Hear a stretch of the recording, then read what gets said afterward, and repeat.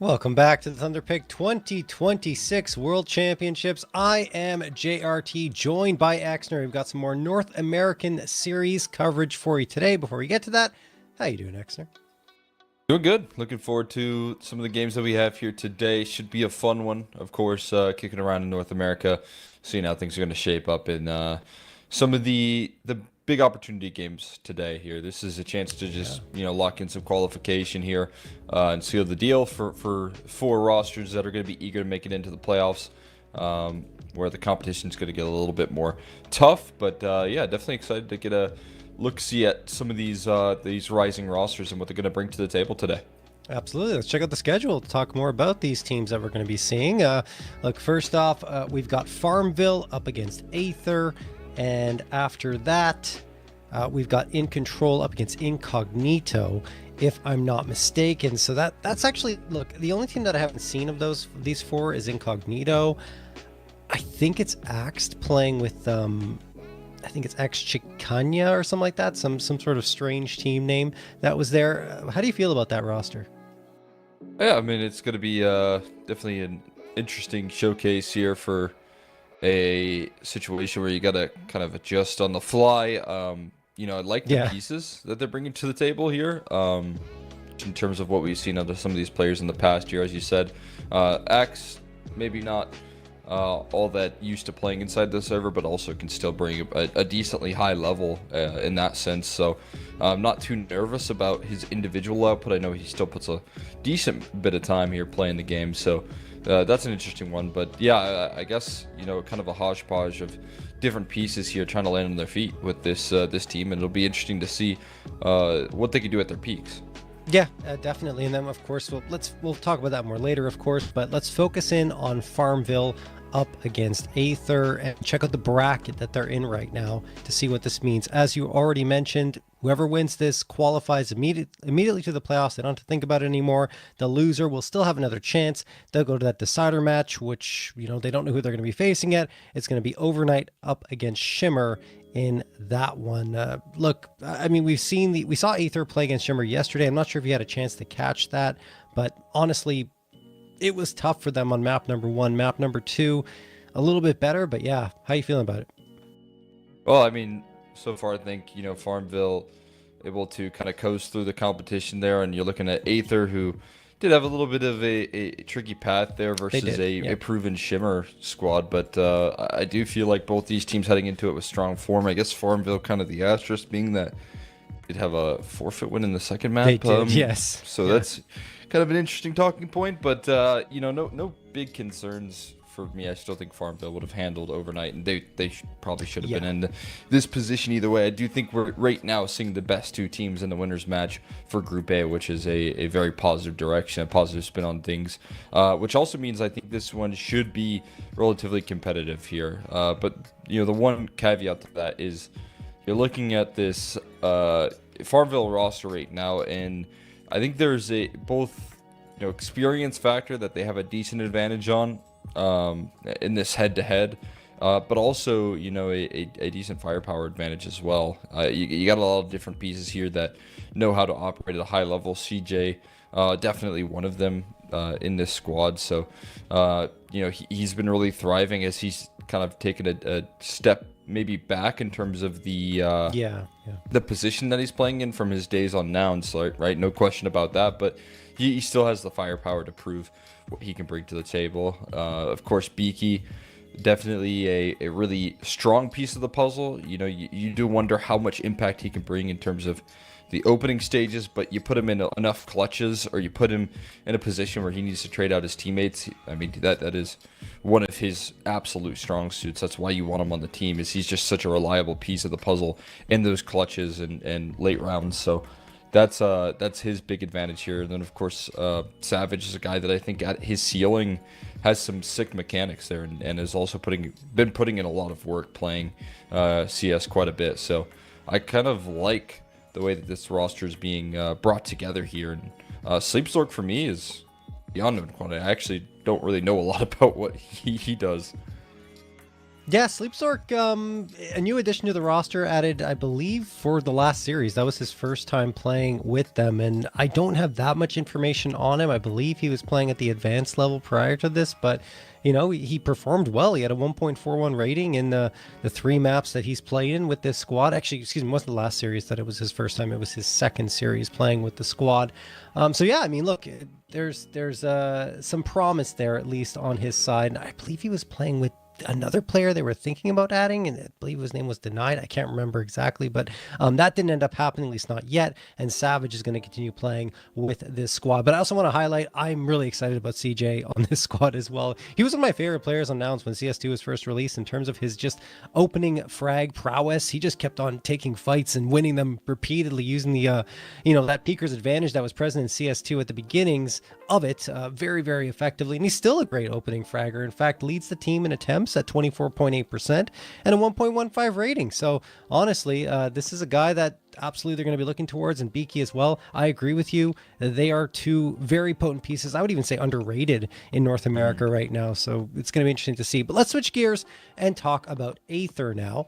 And look, on Aether, you've got Brett kind of leading the charge. You have Honest, who's been recently added. And last time, and again this time, they're going to be playing with Bezimek. So they got that Ukrainian duo coming through in Honest and Bezimek. I think they're both very strong pieces.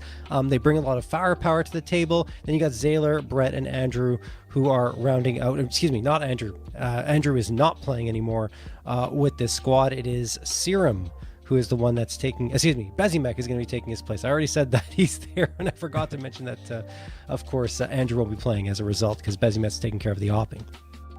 Yeah, I think it's a good couple of additions here, and Bezimek, I think, is a player that I really do like to see on any squad here in the North American scene. So definitely looking forward to seeing what he's going to add to this roster. That was a relatively new addition that I saw posted out from Aether. So long term, hopefully this is another piece that Brett can work with here to build himself up, and I think that's what Brett does best when it comes to leading the pack here and leading the rosters that he works with here. He's super good at making sure that everyone's comfortable and has the freedom to make their own moves. So I think this is a great piece for him to work around here long term. But I do believe we can work through the vetoes here and see how things are shaping up. And for me, again, you're looking at the map pool. We're going to see immediately out of the gates Dust 2 come into the mix there. I don't think that is too much of a surprise for me, seeing that FarmVille do want to put a lot of faith in the opping presence. But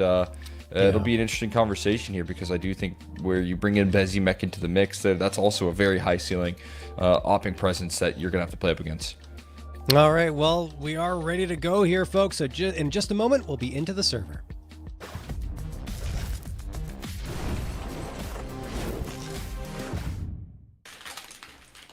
All right, and here we go. FarmVille up against Aether on Dust 2, map number 1 of the series. Interestingly enough, Aether go into a Inferno ban instead of Dust 2. They clearly wanted to play Dust 2 because this is a map they usually ban. It's just weird that they'd want to, because it is usually, as I mentioned, their perma, and FarmVille are 11-3 on it over the last 3 months. But let's see how it goes. Honest gonna get the headshot on to CJ, 5v4 now, and ooh, Honest and Serum are very low in terms of health. Bezimek doing the work towards the B site. He's gonna get 3, and now it's all up to Beaky, all by his lonesome, firing away towards a long, but the problem is, no bomb.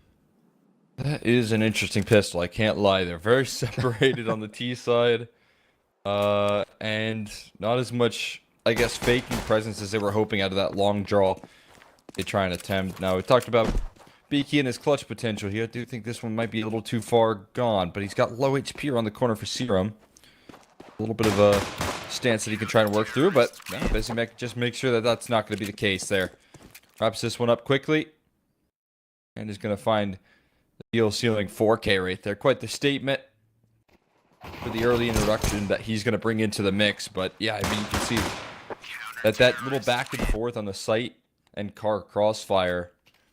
If you're FarmVille, I think you're thinking that maybe they rotated a little bit more out of the B bomb site proper and in towards trying to support that long attack, but they didn't really budge all that much here. Now they're taking some flak at the cross, it looks like. I don't know how they managed to make that happen, but it looks like a couple of tags chip away at some early damage. We do have Calamity and his signature SMG buy. Always a staple when you watch him play. And always leading the charge here when it comes down to trying to take these opening duels. No head armor, though. That's a problem, yeah. That cost him? Not quite yet. Brett's missed the opening salvo shots. Honest gonna have to support here. The crossfire is actually pretty lethal, and I feel like FarmVille realized they might be getting baited into something, so they do pump the brakes a little bit, and Savage can't do anything against Brett's Khalil. Neither can Calamity. Aether get a quick 5v3 in their favor. CJ, Beaky, and Sleepsork looking to recover. Honest does get tagged down again to 36. You see the HP bars are around the halfway marker below for 3 of these 5 Aether players, but it just doesn't matter. They keep getting the frags. Beaky gets 1, but again, he's left as the last man standing. And, well, probably dead in a moment. Yes, he is. Brett with the FAMAS gets a 3K. Incredibly well handled there. A little bit nervous that those early fights come through, and there's a chance that maybe Calamity can get something rolling with that Mac 10, but Brett doesn't give him the fight that he's comfortable with. He waits for the double swing and nets some big advantages early. Able to get a good buy up despite the happy force. There was no bomb punt. I maybe kind of unsure of where the money's being shuffled in from FarmVille, but missed early bit of utility there. Yeah. Not gonna do them any favors, and right now this CT side is trying to get aggressive. Pushed up towards the top of mid for Brett. He's got 2 riflers close by behind him. How long do you want to commit to this setup here for the CT side? It's a big question. They're gonna flash through that smoke and try and collapse into the secondary flash coming through. Brett's still able to strike. It's actually Honest with a 3K. Finally, something out of Calamity and CJ working together to try and seal the deal, but it's instantly recovery effort needing for this T side. This is problematic for FarmVille, investing 2 rounds in a row now. It's not looking great. And there goes Savage. Calamity won't fall, but so much damage done by Honest before he hits the dirt. Zayler, oh, if he just sprayed there, probably would have won the round, but he doesn't know that. He will still get it, though, in the end, just charging through the smoke and finds the last. So nothing doing at all here on the side of FarmVille. Eventually going to have to go for that eco, and indeed they will. Yeah, I was going to say, I'm saying, okay, they won't. They're going to force up again. This has to be a lighter investment, though. I would expect to see at least 1K saved over from most of these players. Yeah, okay, so it is. They're going in a little heavy in terms of Calamity, and maybe you could argue Sleepsork and Beaky, but they will have the full loss bonus kicking in, so it should be fine. It'll be even better if they win the round. Sleepsork's going to get the opener. Serum finds the trade immediately, and we've got a 4v4. Oh, the gun spotted, and Bezimek will make no mistake of it. The op is out, and the op is connecting one after the other. Almost gets the third. No way. Does get tagged himself. I think if he doesn't get tagged, the aim punch is, excuse me. Yeah, the aim punch is the reason he missed a shot. So that was interesting. Calamity will get Honest. So this still remains to be seen as to who's going to take this round, Cole. Anybody's around here still is a good sign for FarmVille, considering the scrappy investment. Nice tag coming through from Beaky on the scout there, and again, Calamity always willing to get the SMGs every chance he can get. Staple his game plan here, but are they going to clear out this car position? Footsteps going to start to be heard here, and Zayler maybe call in for some extra assistance. His teammate does have a flash here. Bezimek gotta toss it in soon. He's trying to cover a couple different angles, and it becomes very awkward now. Bezimek gonna commit on the site. He must have been spotted there on the top of the car. Yeah, easy pickings for Beaky. Really awkward stuff right there. Jeez. Now it's just Serum left into the clutch. Gonna go for the push through the smoke here, or is he gonna try and maybe jump spot right now? Gonna wait out that utility here for his time to strike. Has an idea of where Beaky last was, but not sure where he is anymore here, and he's going to keep his back turned over Beaky with a comfortable 2-piece, and very questionable position. Really never see anyone play that car corner. You usually see them play behind the car a little bit more deep. Yeah. That's just a hard clear that is a very advantageous duel for the T side, and then you're talking about Bezimek handing over and committing on that isolated fight as well. Just a bit of a gift there wrapped up. Yeah, this is unfortunately similar to what we saw against Shimmer on Aether's side, where they have these advantages and they're just letting rounds slip away with careless movement. And that is the case again there. So we'll see if they can recover. Maybe isolate that round victory on the side of FarmVille. Honest, hovering around the edge of the smoke. Feels like he wants to push, but no, he's not going to. He's going to fall back into CT. Block Here that comes the smoke mid here. smoke. Yeah. Oh! Okay, Beaky waiting things out there. Utility going to be expended, and Honest, we can't make the cause to go through this smoke right now. Without a little extra assistance. He's going to try and strike here, but is it going to be in tandem with any teammates here? Waiting that smoke out instead, and he's just going to turn into 4 players already. And we're going to go here, but still Zayler able to provide some impact before he falls.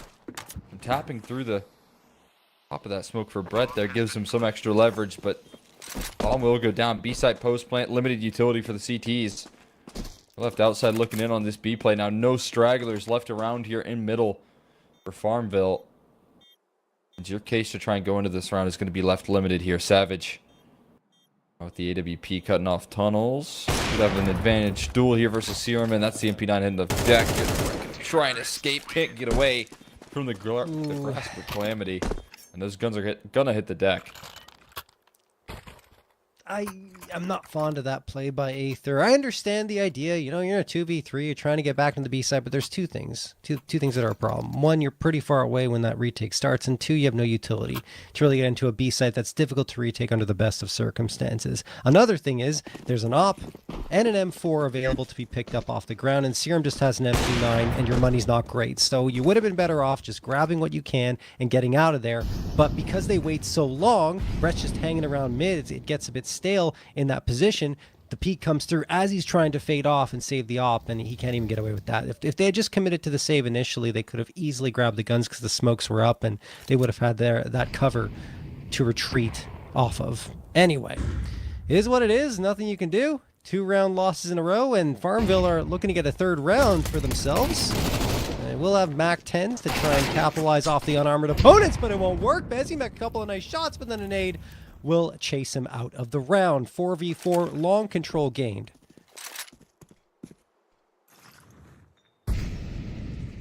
Most of what little they got right now. See if they can find anything else. Deep CT smoke tossed in. Gonna give those AKs maybe more of a fighting chance to catch defense on a rotation here. I mean, Honest's definitely going to feel a little bit overexposed, trying to avoid any flashes, but just a P50 dealing with the AKs here. Now the follow-up swings come through. There's a flank as well. Another kill out of Zayler. My that flank God, wraps things what? up. Savage is low. And Serum with a fighting chance now. Savage going to seal up a bomb plant. Op scooped up for Serum. He has an HE, but he's going to keep that gun out. HE! He gets stuck to his hand, and it's not going to do enough damage to seal the kill. Savage gonna play behind the smoke now. No noise, no sound cues. He's just hunting. Serum now realizes he's not behind the smoke, but he doesn't realize that he's hiding inside of it. Savage still with the element of surprise. That bomb slowly taken away, but there goes the expose. No. And Savage gonna hit the deck. Eco with minimal investment there, gonna be converted. Serum able to close things down with time on the defuse. What a rip away from Aether. That is absolutely unbelievable. They're just stacking up the A sites, rotations coming in. Excuse me, stacking up the A site, and rotations from Cat were coming in to try and support as the hit was going through. And just all the shots connecting with the USPs. Oh my goodness. FarmVille are absolutely kicking themselves for losing that round. Sure, they have the bank counts to absorb it. They're going to have the AKs again, but that is just not the way you want to be losing any round ever. And Aether doing a phenomenal job. Full credit to them. The shots were sharp, including Bezimek at the beginning when he gets that insta double dink in order to get the first frag. Even though he falls, you know, that threat starts. And we'll see if they can carry that over into this round, the success they had in the previous. But Brett is lost immediately, and there's no trade available. The kickoff here, at least. Aether, we talked about their slight struggle in the early stages of this map to try and take the advantage of those opening duels that they've been able to provide themselves. So now FarmVille have one of those their own. Gonna be maybe on Bezimek to provide some extra coverage. How good is this catwalk execute for FarmVille that's going to be tested? Right now, you can already see the utility lined up, and that to me is a promising sign. A couple players gearing up for their smokes to scale up catwalk, and then you're going to talk about a whole lot of flashes still at the ready for this T side to pounce. Only to try and block a little bit of time here. Flashes come through here. Bezimek able to avoid some of them here now. Still staying on blinded, but they're scaling effectively, and that's what's most threatening. Sleepzork gonna start to try and take these angles, but Bezimek still provides the multi. He's still kicking, but eventually will be traded. Still did his job to level the playing field. That's impressive from Bezimek. Now Honest is gonna try and do the same here. But not a frag, and then he'll be the one to fall. Oh, what a shame. That could have been a 3v2 for Aether, but it ends up being a 3v2 for FarmVille instead. We're trying to recover after the previous round, and man, it's looking good now. Zayler, last one available. He's dead to rights. No chance at all. CJ gonna frag him from above, as it will be FarmVille collecting a third that they felt they should have had in the previous round. And very clearly, you can see the value of that opening advantage there. Because even when you get to impressive frags out of your Opper, is it going to be enough to actually draw out enough in the post flank? You're going to need your riflers to step up to the plate. And nice attempt there from Bezimek to make something happen, but ends up falling a little bit out of the picture there in that 3v3. Opening advantage there from CJ once again. Honest gets tagged in the cross and then finished off by the rifle. They're going to go up catwalk here, I guess. Why switch up what isn't broken right now? You found your pathway in that last run in the 4v5. This time, it's a similar setup, but this time, Brett a little bit more committed on the site there with your Opper providing coverage. So it's a 1-2 punch instead of just a single opping presence in the server. Here comes Calamity. Oh, he's going to get overkilled by Bezimek's off. Brett gets savage, and then Bezimek again onto Sleepzork. Speaky will manage to get one back with the nade, and man, FarmVille are resilient here. Speaky, another one with the op. Will he get finished off by Brett? No, Brett runs out of bullets. It's a 1v1 against Zayler. Beaky looking for another clutch. You called it out before and said this is a guy that can deliver in those tough moments. And man, he may be doing it again right here. He's going to watch the right spot. No, he doesn't. Zayler is going to jump up at the perfect time. And it will be Aether coming out with the round. Lovely work right there. Again from Bezimek, providing the multi-kill. You bring in that opping presence and you get rewarded with that impact here. Has a limited utility, limited firepower behind it, but just enough impact. And this time, it's also a really, really effective reposition there from Brett as well. Talking about having that backup. It's not just Bezimek this time on the op, but also having that MP9 that kind of push and pull the attention of the T's there. Despite the man advantage picked up from FarmVille, they walk into a lethal crossfire. Clutching presence from Beaky going to be denied. Money is going to be left a little bit limited here without a bomb plant in that last round. Tech 9s, you got SMGs once again. We got AKs here in the hands of CJ and Beaky, but calling it a timeout to try and make sure they have a clear vision for this round. HE to try and fly up suicide right now. At least threaten that presence. Not going to go behind it. The rest of the team heads in towards B. They're looking for an execute. Hoping that they can get away with something right behind the molly. Taking the timing now as the flash is already raining through. They're so quick behind the utility, but it's still Honest and Zayler holding up their post on the B bomb site. It's going to be evened up though. Damage going to be done as well, and HE for Brett. You can see he wants to target it onto CJ, but can't find an angle just yet. I mean, you can see how evenly matched up these two teams are, though, right? With how back and forth it's been round after round. Some exciting Counter-Strike being played at the very least. CJ down to 8 HP, Savage at 76. At least the health advantage here for Aether, and this time they've got utility to go for this retake. No flashes, though. Just a couple of smokes, a nade, and an incendiary, and they're not even going to commit to it. They have pulled the plug and said, you know what? It's not worth it. We don't have the money. And that's a tough call. I think that one's 50-50. Like, you can decide to go for it, or you can go for the save. I mean, more conservatively saving to get that buy up in the next round. And, well, it kind of pans out, right? Because 2 more casualties on the side of a FarmVille, leaving only 1 surviving. So it's an expensive round for them. They don't really have the money to kind of absorb that either. So maybe Aether, in the long run, can benefit here in the first half.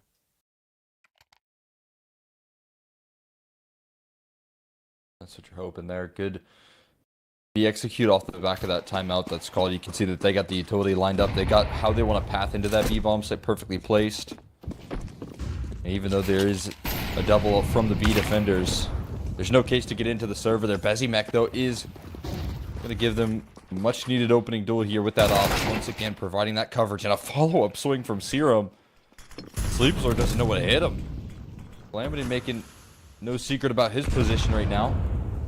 Dropping off the Xbox and trying to make it through middle, but this is where Honest can thrive with the MP9. Not quite the case, though. Blasted by the A1S, though no extra route out of this one. Bezimek going to stretch out for another. And the AK going to be scooped up for Zayler as well. Incredibly well put together.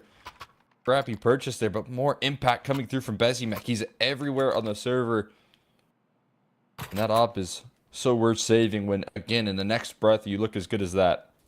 No, Bezimek looked incredible with the op. Yesterday, maybe a little less comfortable, I would say, when he was starting his journey here with Aether. But now, you know, he's played with them at least 1 series on Dust 2. Any opper feels good in this map, and he's going to get another opener here. This time up against the Eco of FarmVille. Sleepsork inspecting the Deagle, spinning it around, hoping that he can get a Wandig here and help his squad out. But as it stands, oof, it's not looking good as that nade connects with Calamity. Calamity continues to push forward. Flashbang tossed in his direction. Brett's in a prime position to punish, and he will. There goes Calamity, down for the count. It is a 5v3 now.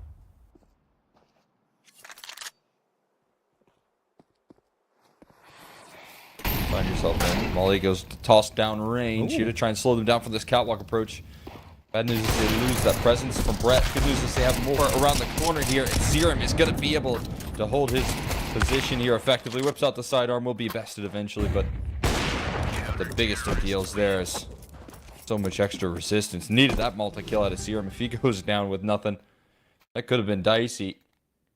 All is well contained here in the end. As Aether pick up a 7th, and going to have to be another force buy here. And much as we know what, you know, teams like this can provide here, a deadly Calamity is, I do feel like this is a common occurrence where you play out a lot of your half with lesser weaponry, and you got to make do with for pieces here. They're going to go for a late long draw. Serum going to keep his distance, but the flash is going to go through the smoke and ignored by Serum with another multi-kill spray down, and couldn't make the case to escape. He's going to try and hold his ground.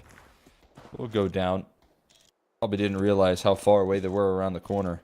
I'm going to trust that Bezimek is one that's going to seal things up at range. Has all the time in the world. He's liking his double zooms today. And Holy. I understand why. They're just swinging for the fences. 18 kills on the defensive path there for Bezimek. Putting a nice little cherry on top. Great defensive effort. That's an insane job by Bezimek, and it's not just with the op. It started in the pistol round. We had a 4K with the dualies and just held the B site by his lonesome. They even charged up, got the last in mid in the end, and then with the op, I mean, unbelievable multi-kill after multi-kill, impact felt round after round, and he is the reason why Aether were able to strike back with 8 of the last 10 rounds going their way. I mean, it's just, even though a lot of these rounds have been really close, a lot of back and forth, I feel like FarmVille just committed to forcing up at the end of that half, and that was really their undoing. They didn't have to. They could have gone for an eco and then had a full buy again, but instead they just said, okay, we're going to send it round after round and hope that we can find success. And in such a close match where you have these nail-biting rounds, it's not the right call.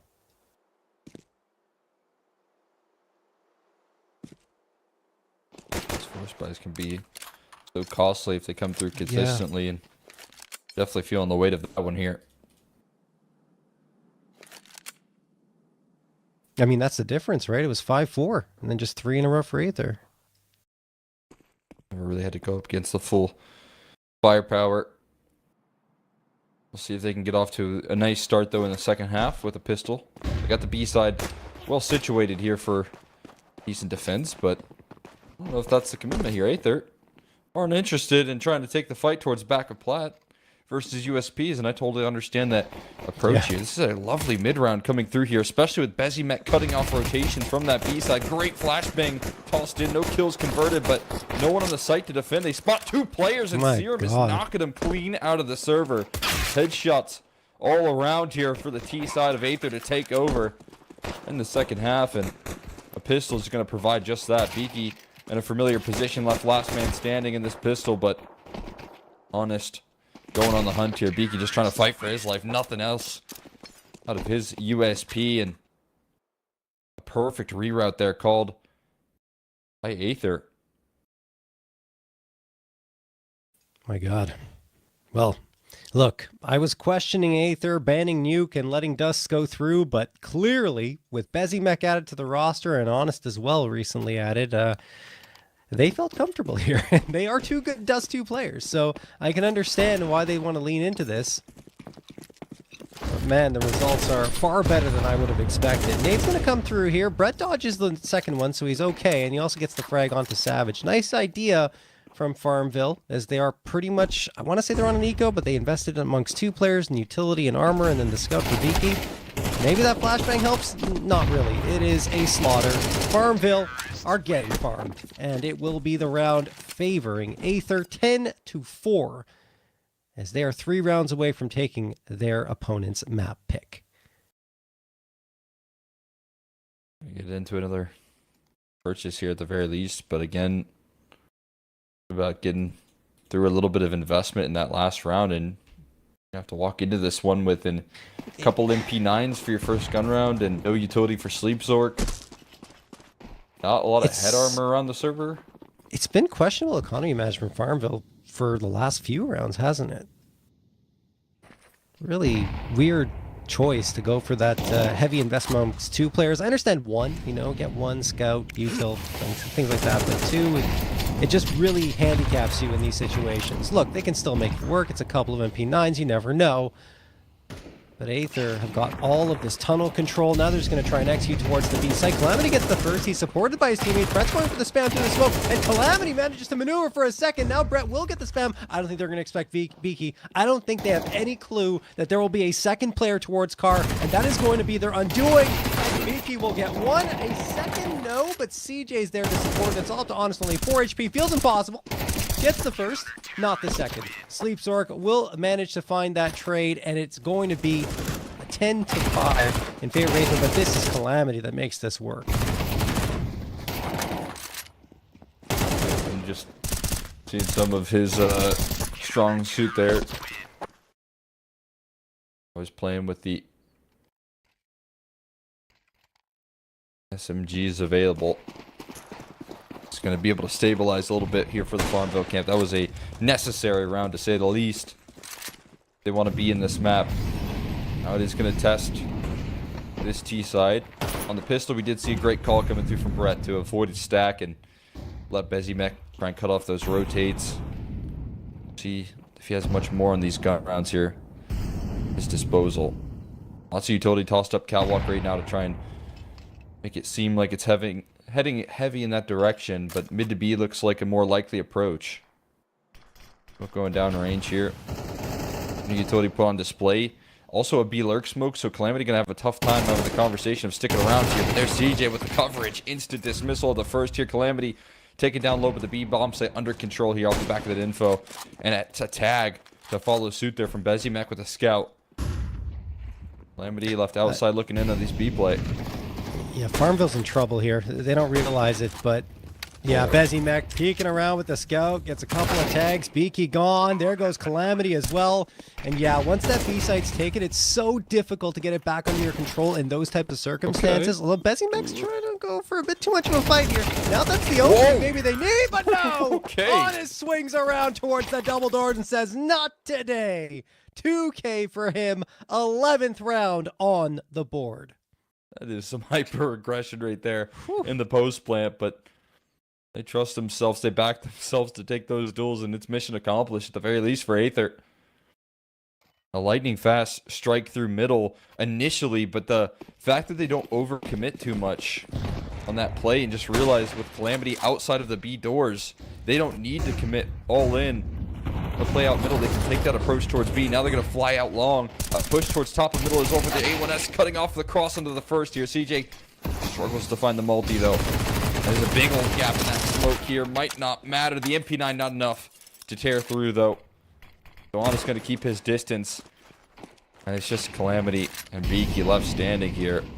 Good news for these MP9s, at least, is they're low HP. Bad news is you're still taking distance duels. And Brett's going to eat that up.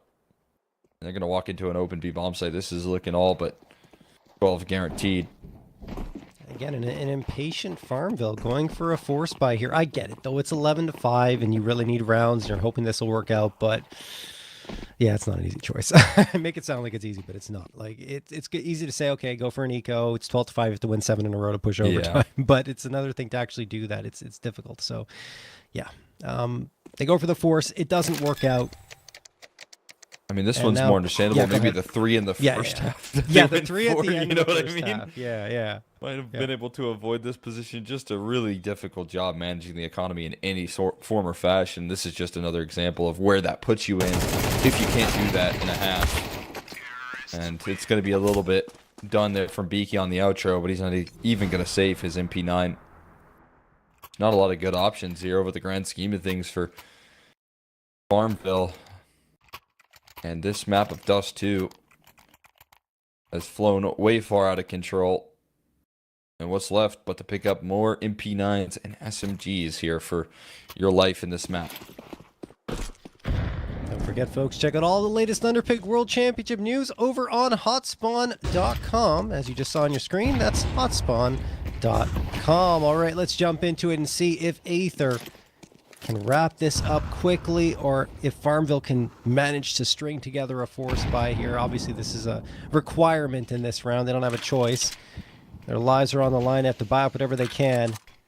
3 MP9s, an MP7, and a 5.7 available. Util's been utilized already. A few smokes, and they're only left with 2 flashbangs now versus Aether, who have tons of utility to work with as they're defaulting across the map and waiting for FarmVille to get impatient, pushing out into an inopportune angle, which they've been doing a lot of. So you can't blame Aether for waiting for an opportunity to strike.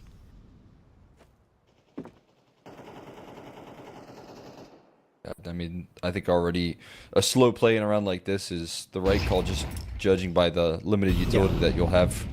And as you said, they've already chewed through all of it.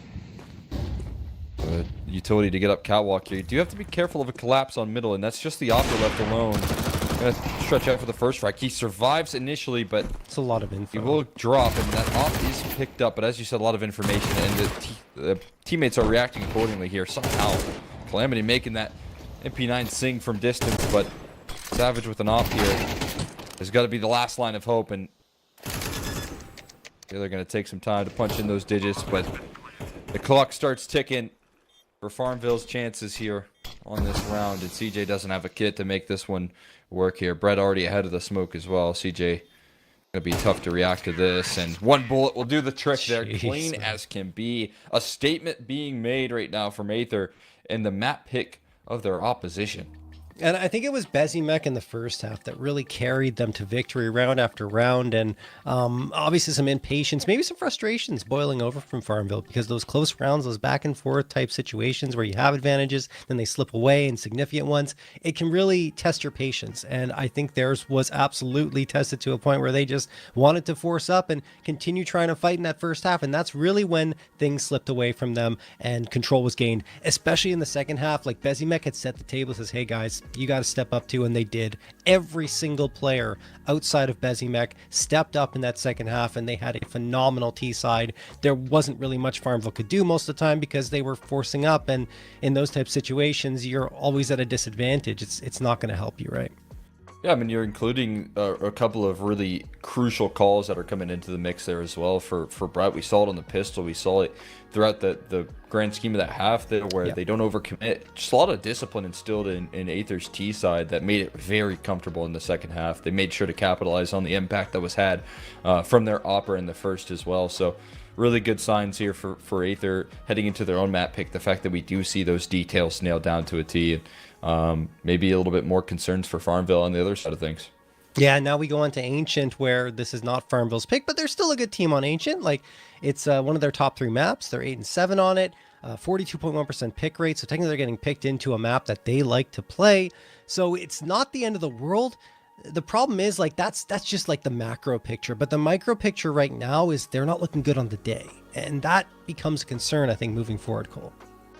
Yeah, I mean, I feel like Ancient is another map where I think, you know, you can get away with a lot more force buys than maybe a Dust 2 outside of like buying into scouts, which we didn't really see a lot of. So if they do get caught into that trap, I think they'll be a little bit more lethal, but you're going to need to see the decision making here in terms of the force buys also be adjusted a little bit. I think they got to recalculate what the risk is worth here and how many players are going to go for those risks. I think we know that Calamity is going to, you know, not really adjust his ideas and his vision of how he wants to play the game, but yeah. For the rest of the team to follow suit is a little bit of a curse, I will say. And yeah, so I definitely think that decision making here for FarmVille, maybe it can be a little bit more lethal on Ancient, but it was a trap. It was a very clear trap in Dust 2, and they fell into it.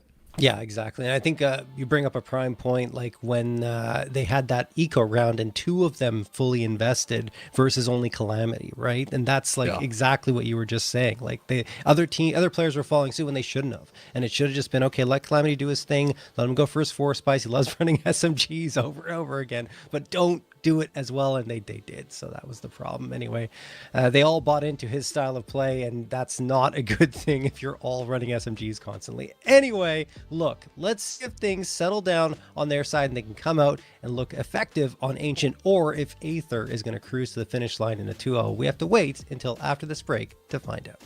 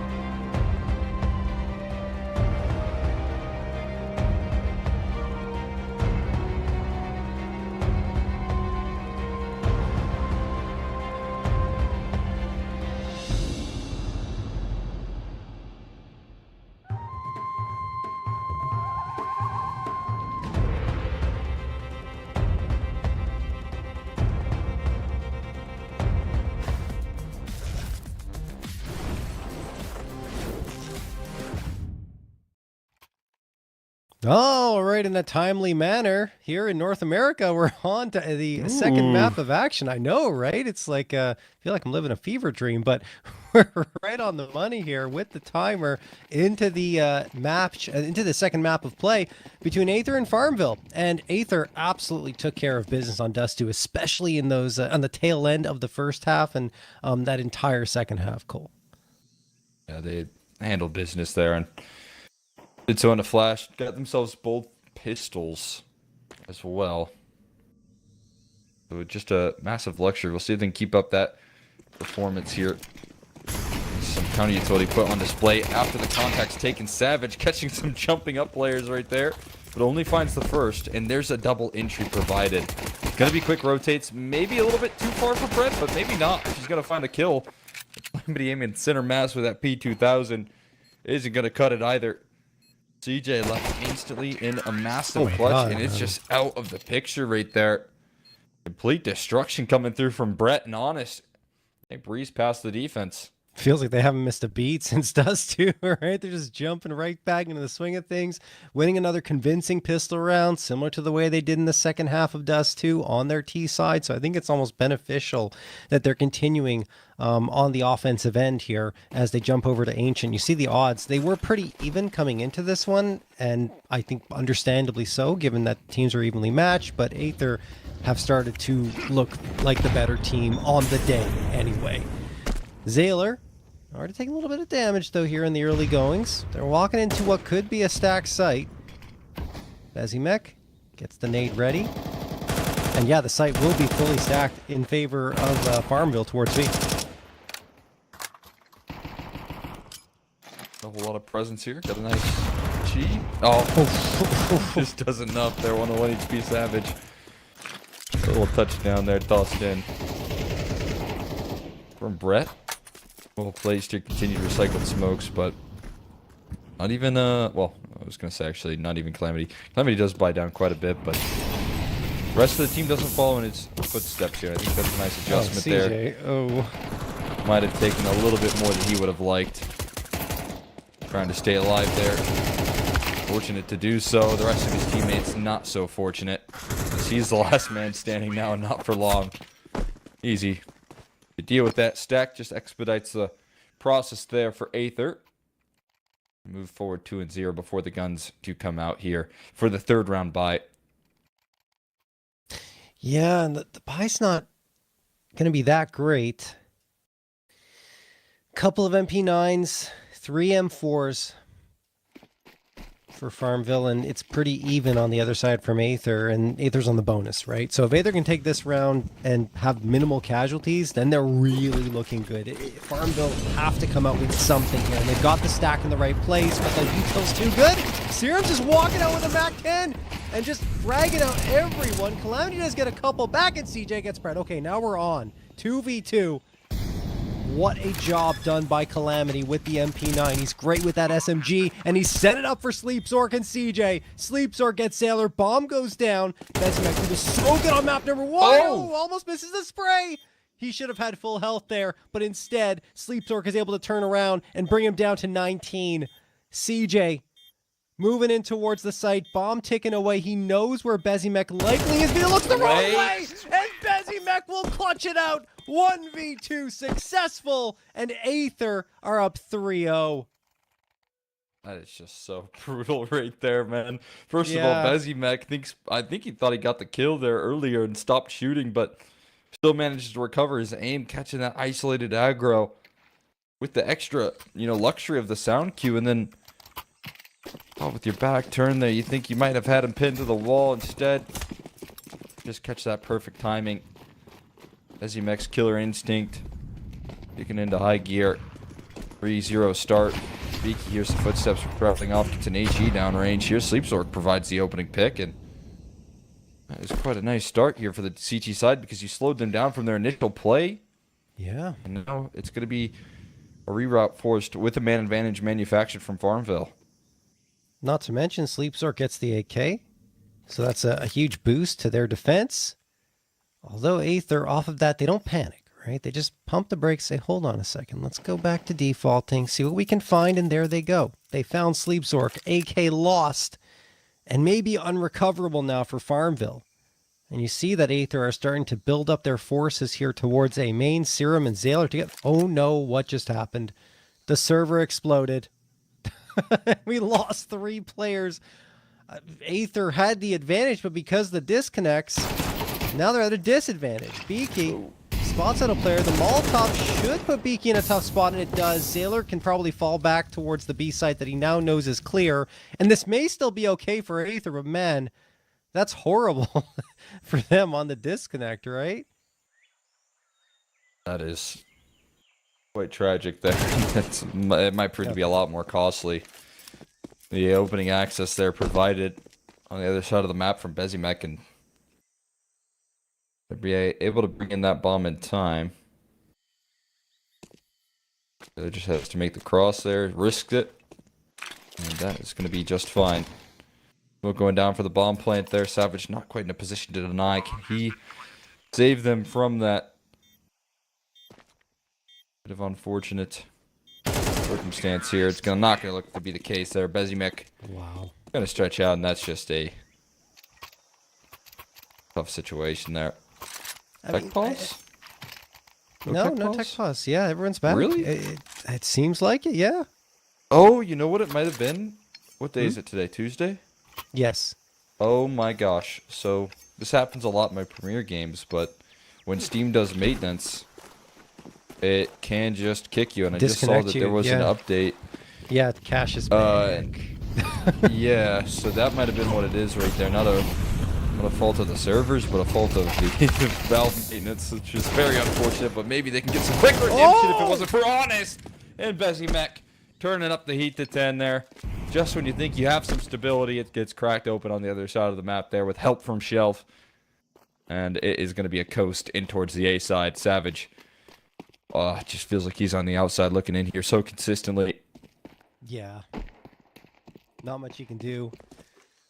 This round likely over. Honest, unbelievable stuff. I mean, he was fantastic yesterday for the squad. And, well, he might have to deliver again here because he loses his teammate, Bezimek. Bezimek's first death, by the way. He was 8-0 up until that point. Savage making an argument for this one. Doesn't have any utility left. He's going to have to do it on the duels. Maybe there's something on the ground. There is. Smoke is up. And he tosses it right onto the bomb. That's not a bad play. He's running out of bullets in the magazine. Only 6 left, and Zayler will cut him down. There you go. Aether up 5-0. But yeah, I think about that CS update, it's not done yet. I think they're just into maintenance, but cash is coming back to the map pool. My question, Cole, is a map going out of the pool, or is cash just coming in and we're getting a bigger map pool? It's added like officially to the competitive map pool, or is it just added I to don't know. the matchmaking queues? My guess is it's going to start in matchmaking queues, and then it's going to go to the official pool. But I mean, this has been a discussion, I guess, maybe not a widespread one, but like maybe making the map pool bigger. But I don't know. What do you think about that? Do you think it'd be cool to have like 8 maps instead of 7? Just do anything to try and nerf vitality. Yeah. Yes. I don't know. Vitality's too good with that, man. Like, I don't know. I don't know either. But yeah, I don't know. It'd be an interesting conversation. Yeah. Kind of like the 7 map pool, but right now out of the conversation here is FarmVille. 5-7 does something, but again, it's going to be a post plan here activated. There's a nice dodge on the flash there, and I think a little bit of missed utility intended for deep CT, and looks like a lot of missed utility in fact here. It's going to be a trade from CJ to seal things up. Able to save the day there, get him on the board for FarmVille. Still started out dicey, but that'll be enough to get the job done. It's not the greatest way to win the round if you're FarmVille, though, on your CT side. And you see those live odds, oh my goodness. FarmVille are not at all expected to come up with a win here anymore. But yeah, what I was going to say was, yes, you win the round, but the money is so low, and this has been their struggle for the entirety of this series, just keeping their economy healthy. And you see the buy-up. They won the round, and they have 3 MP9s, an A1S, and an AK saved over from the previous versus Aether, who have AKs for everyone. So, you know, it's going to be difficult. I would say you want to get those MP9s up close and personal as quickly as possible, and that's exactly what they're doing, taking some aggressive control towards mid and Jag, even towards ramp. Like, they're very far up, and I think that's the right play to make. However, because of that, A site is a little exposed, and they're realizing it. FarmVille trying to fade back in. Beaky pulls out the incendiary, tosses it around the edge of the smoke, gives away his position in the process, and Honest will not allow him to get away. Serum trades out Honest's death as well, and they've got control of A, but oh, I thought they were going to lose Brett. They don't. Brett somehow wins that duel with CJ, and now a 4v2 for Aether. This is going to be a tough decision. I mean, you want to save onto it here, but you want to give it a go still with the low HP. It's still manufactured. A little bit of success there, Calamity. The kit, a smoke, and his trusty MP9 for now. Going to swing into the site. He doesn't get that smoke down. Jumps around the corner, and Bezimek going to eat that up every day of the week. Nice attempt on the recovery. They make that one interesting here, but here's the opening access. Lovely trades and entries coming through from Aether. And even despite a nice effort to get back into the conversation, you're not going to be enough. Get past Bezimek, who just seems so on lock right now. FarmVille going back into it. This time I understand, you know, you get it down to a 1v1. Money's kind of precarious on both ends. You got to try for it and get back into this one down 6-1. They're going to stack up their forces on B. 4 players here, only 1 near A, and that's in Donut. And if Aether collapse on A right now and get a trade on Sleepsork, then, you know, it's trouble. And they don't even need a trade. They just get the straight-up kill. Don't have the bombs, so not committing to anything just yet. They're defaulting, and they're winning the duels because they see that FarmVille are getting aggressive and impatient. Oh my goodness. It is all Aether as Beaky is just hanging on to a thread of life. 6 HP remains. Molotov tossed into cave. They can go wherever they want, and Brett just catches Beaky trying to get away from it all. Aether are dominating.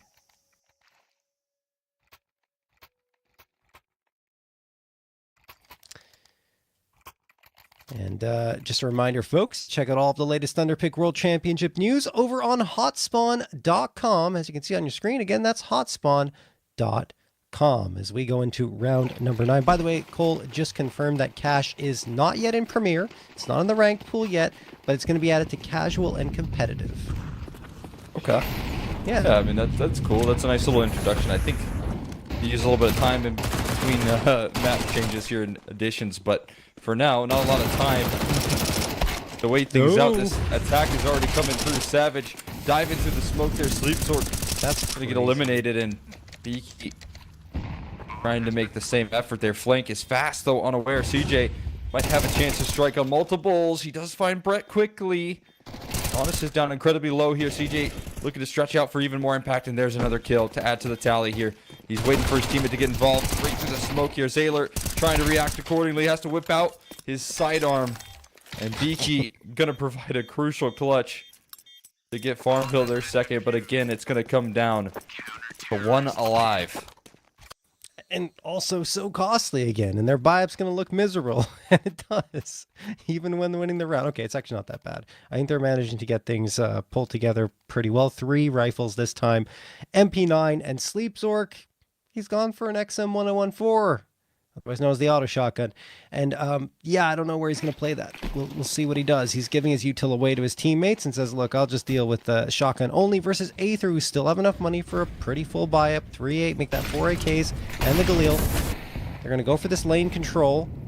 Already have it. Mid under their control as well. FarmVille much more passive in this round.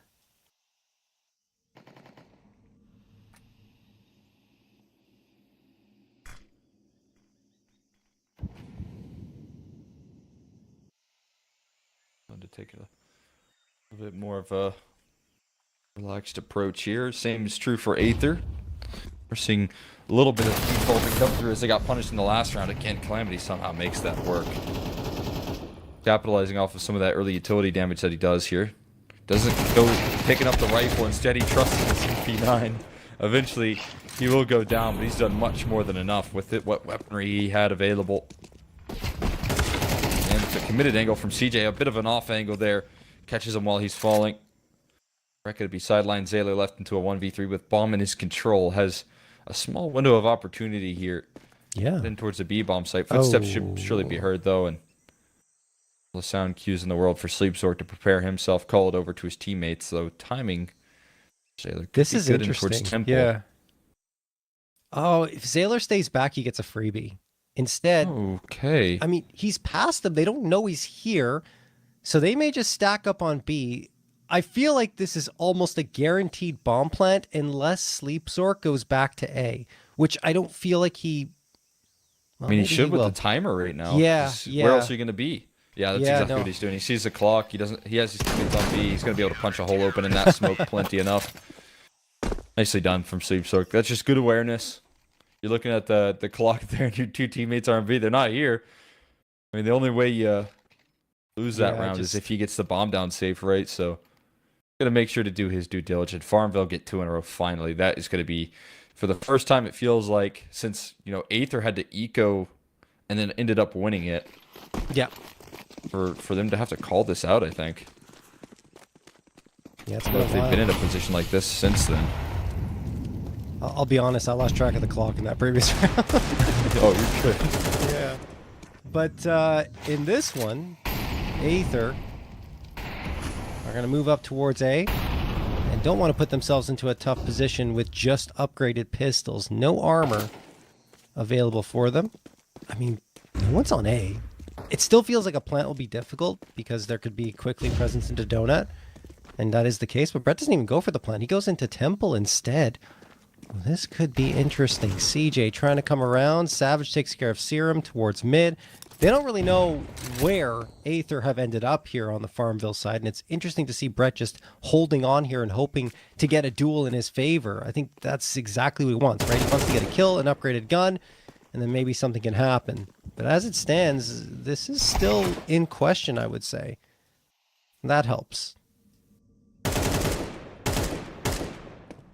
That helps quite a bit here. Bomb plant trying to be denied. Oh, just fully sticking it though, and CJ goes down a little bit lower than he'd like. He is isolated, but he just pre-fires the connection onto Brett. Make sure that he stays up and healthy. Taylor, exit damage, 1 headshot provided there. And running out of ammo is Calamity, but his teammates got his back, so FarmVille gonna go give themselves up another. But with that bomb plant here, you're going to have one last very strong gun round here to try and end off the half. Try and get yourself another 8-4 scoreline here, Aether.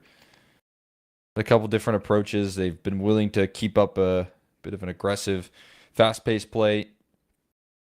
Slowing it down as well here. See what they try and do to end off this half. Yeah, I think good discipline from Aether, not forcing up in that previous one. Also, the patience to wait for that bomb plant and get it through at the right opportunity helps their vibe immensely. That's not great, though. An airburst Molotov towards mid-cubby. The flashbang to try and get CJ out. He spots the barrel of the gun and connects on one shot, but he can't do much more than that. And now he's a little bit trapped. I think they just want to get away from this. No, they want to hit the fight. Serum's completely blinded as he charges up, and CJ and Sleepsork are feasting on the opportunities that are presented towards them. Honest only gets one before he's traded. They keep fighting and winning to FarmVille towards mid. It's only Zayler left as FarmVille have got a nice recovery on their hands. It was 7-1 and looking dire for them, but a 7-5 half is something they'll absolutely take and will get. Lovely way to put the finishing touches on this one here. Breathe a sigh of relief. Able to close out that last round. Make sure that things don't get too complicated and put themselves in an even better position. Had to claw that way back into the mix. Now the CT side comes through here. What FarmVille surely could use now at this crossroads is a pistol, though. I will say that much. We also got to take into consideration, and this is a small thing, and I'm glad we didn't see FarmVille get frustrated by it, but that disconnect worked out much more in favor of Aether. So they kept their heads in the game here, despite being down the map and despite some of the unfortunate circumstances of the Steam maintenance. Brett gonna try and find some success with the duel. He gets dismissed, though. Nice awareness from Sleepsword. Gonna find the first. Here goes the rest of the recovery, though. Everyone on the scene of the CT side finding headshots clean, but honest. Running a little bit out of steam now. We'll try and find the finishing blow there. And eventually we'll track it. And that is 4 for 4 on the pistols here now for Aether. Yeah, I mean, look, fairly convincing in the last 3 as well. But, I mean, all of them, actually, when I think about it. Because Bezimek had that 4K with the dualies at the beginning of Dust 2. So, yeah. Well done, Aether. Always helps when you're winning those pistols. Gives you those early advantages in every single half. And FarmVille, are they forcing? Sort of. It's that same situation where you have a couple of players buying down, the other 3 going for an eco.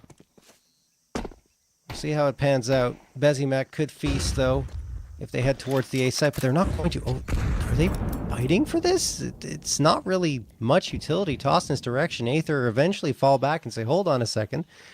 Could still go B. We got plenty of time on the clock. Different options at their disposal here. I may do with this force buy. It's going to be activity from Brett and crucially onto the bombs as well. Up close and personal next at bat there. Savage gets taken care of as well, but got the trades coming through here, and Serum still has control of this bomb. Tech 9's close though. Can do the damage here. They're going to let the bomb be picked up, or are they? Serum continuing to fight is going to find even more damage. That makes it easy work for Serum to come through, or rather Zayler to come through and clean things up. So the slight investment doesn't really pan out for FarmVille as they would have hoped. They're going to get a couple of AKs, MAC-10, and some Galils. The utility is going to be slightly limited here again. We'll see if that proves to be costly in this opening gun round. It feels like, you know, 2 bonuses battling it out against each other right now. Yeah. But one consequence is going to be a lot more severe for side of FarmVille.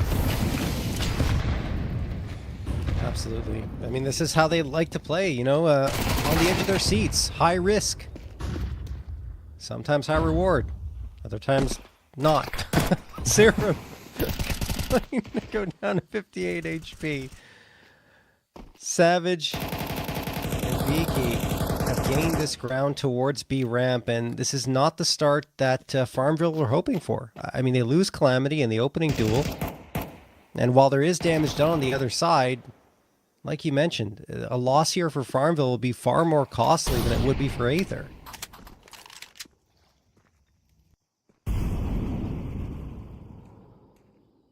That man advantage already manufactured here. We'll put them in recovery mode. It's not without the damage back in return on those 2 MP9s at least. Somebody didn't go down empty-handed, just didn't complete the frags here. Some forward stances though out of this defense. Bezimek holding the line up against well, it looked like a thoughtful swing at a Beaky. And we'll eventually give it a go. There's a follow-up entry as well through the ramp side of things, and multiple kills. Pick it up. Another one through the smoke for Sleepzork. That's going to simplify the matters. What a shift. My goodness. Went from favoring Aether to being all FarmVille. Off of Beaky and Sleepzork. And Sleepzork in particular, 3K with that Galil. Nothing Honest can do either. Upgrades available. They're going to walk out of that round with 2 M4s, an AK, and a Galil. They've got to be feeling good about getting that 6th. However, there is still enough money here for Aether to invest into, I believe. Yeah, they should be good. And FarmVille still need to find a way to string some rounds together.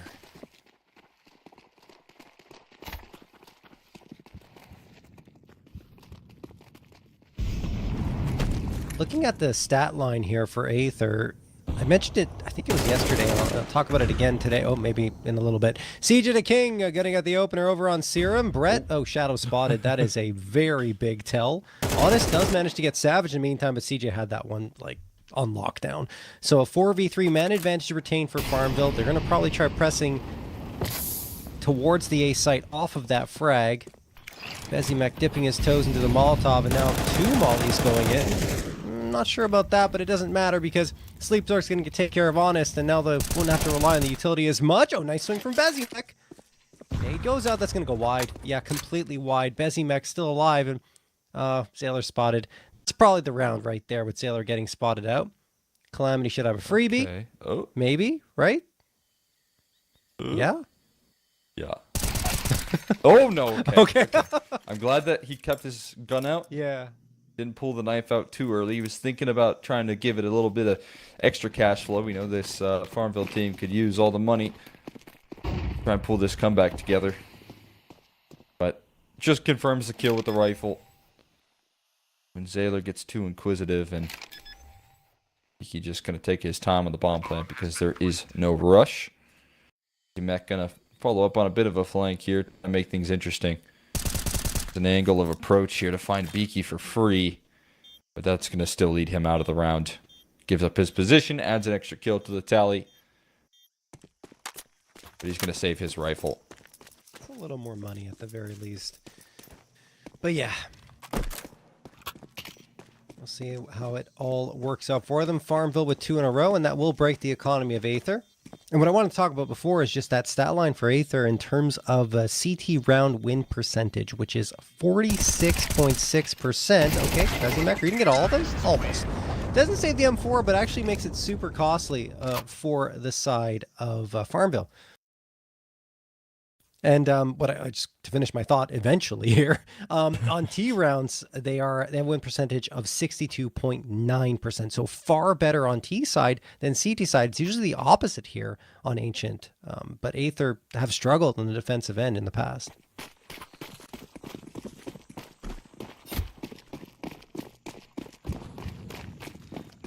And that is showing up there. No rifle saved either. Lots of damage being done, forces some reinvestments, but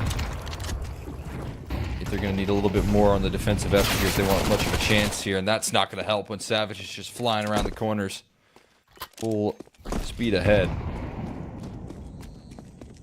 Double entry. Calling the A site clear. He's just sent in as the probe to try and see if there's any stacking presence, but ends up taking the whole bomb site himself.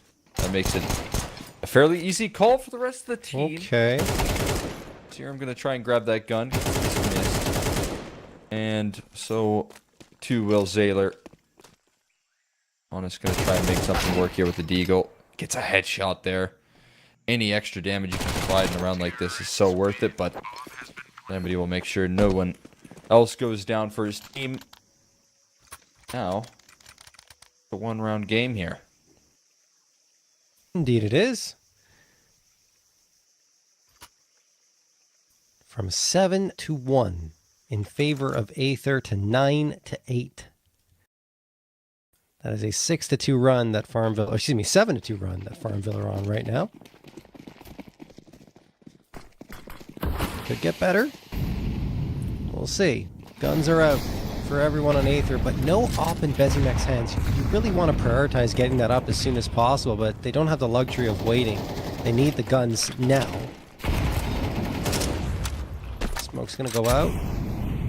Trying to defend this A site with utility for the time being. Our Aether. Beaky's going for that spam, and like, look at the damage that's been done on Aether. Like, 3 players are sitting pretty low. Bezimek in particular at 34 HP. They try to return the favor, and they do with that nade. Trying to even out the HP bars just a touch.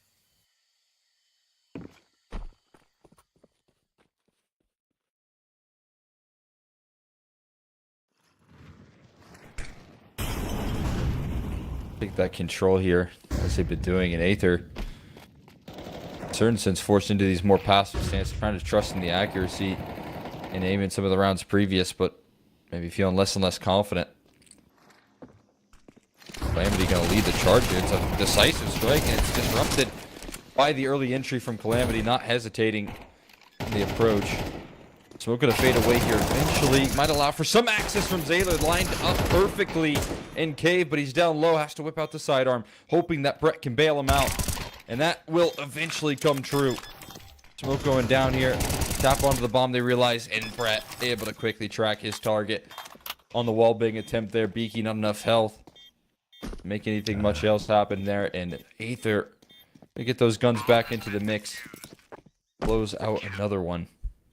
I mean, Brett and Zayler doing phenomenal work in the round. Zayler with the 2K, and then Brett shutting the door against those low HP players. Look at that spam as well that he pulled off. 10-8 in favor of Aether. They managed to put a stop to that run from FarmVille, but there is money available. And Calamity will not run an AK. He doesn't know how. He only knows how to use the... I'm just kidding. He only does use the MAC-10, though. I'm not just saying that. He could have bought the AK, but chose not to. Wants to get that MAC-10, which could indicate a faster play, of course. And it does, and it doesn't matter. Serum's going to take care of him immediately. And Beaky down to 25 HP. 5v4 for Aether. Mid control is theirs. They have Cave, they have Jag. And they're going to try and push out a cave here. This could be a mistake. Sleep Zork's waiting on the other side. Ooh, Brett. Ooh, that smoke fade's not going to do him any favors. Yeah, it doesn't even fade. Sleep Zork just goes for the spam. And then there's spam on back. In fact, as the smoke is fading, Bezimek gets one and the second as well. On to Beaky. 4v2 in favor of Aether. FarmVille have an open A site at the very least, so probably a bomb plant. I say probably because Honest is here. And while he is smoked off, he could just push through this. He might be aware of the fact no one's really watching it. Savage spamming on that flank, and he'll get one. CJ another. This gets interesting just like that in the blink of an eye, Cole. He gets a clear picture as to where Honest is as well. See that his crosshair fully trained and ready. Moment go. Get picked up here as well for Bezimek, but every second counts now for CJ to try and buy some time. He steps forward, though, instantly into Honest's crosshair. It's going to be 11 picked up. 4v2, a nice attempt on the recovery right there, but not given the chance. Enough early damage done by Aether to make sure there isn't a lot of hope in this recovery effort. And now, I mean, it maybe a little bit easier of a decision here for FarmVille. To go in for another one of these force buys, but you're banking, you know, avoiding serious point once again. This limited firepower.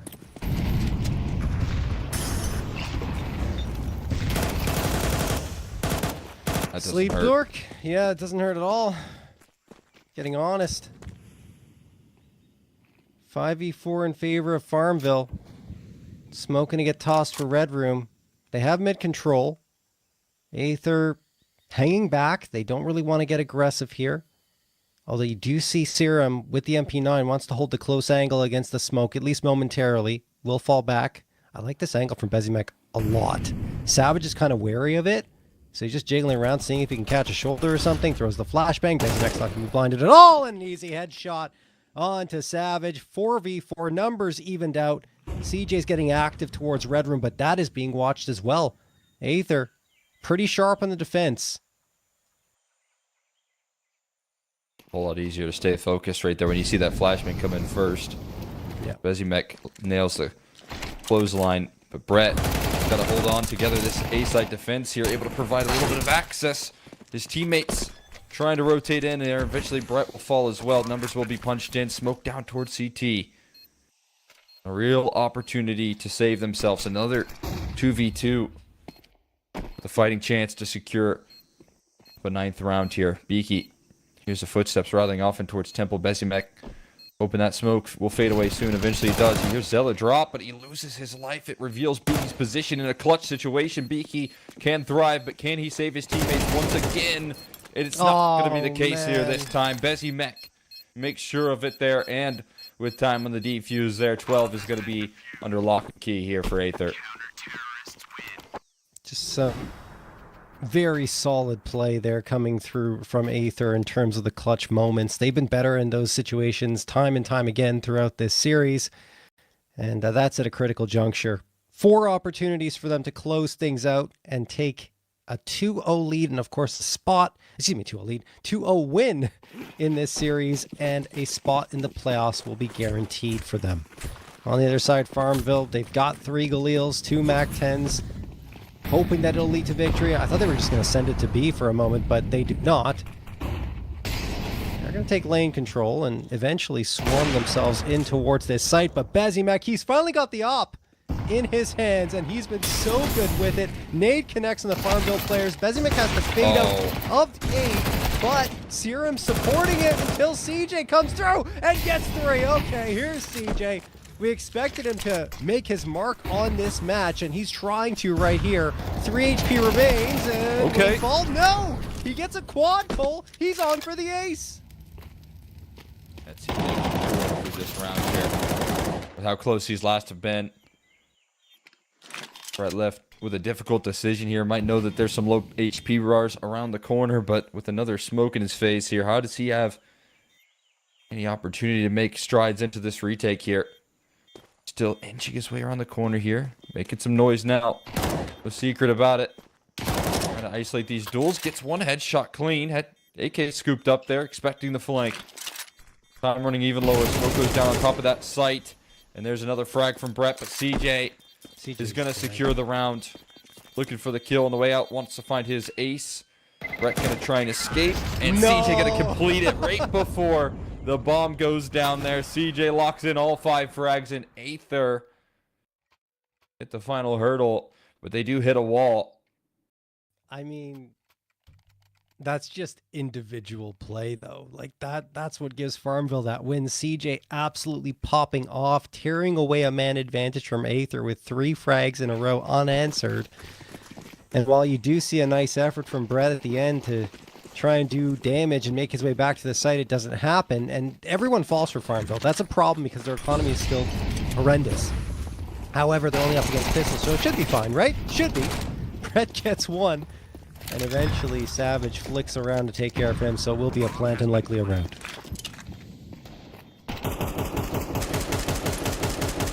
Should be set pretty here in this one. Shotgun for Bezimek might be worthy of a couple of exits, and Serum might be worthy of a nice Zeus kill. There it is. You've shut the Mac 10 here, just adding a little bit of extra frustration towards the tail end of the round here. I think there could be some crucial exits out of the shotgun. Any extra money farmed up here for Bezimek? For an op? A Ford? And he finds the headshot. CJ sideline. Bezimek will fall, but 3,500. Decent way to exit the round here. Gonna find all the frags, and I mean, Bezimek's now in the conversation of getting an op and armor out now.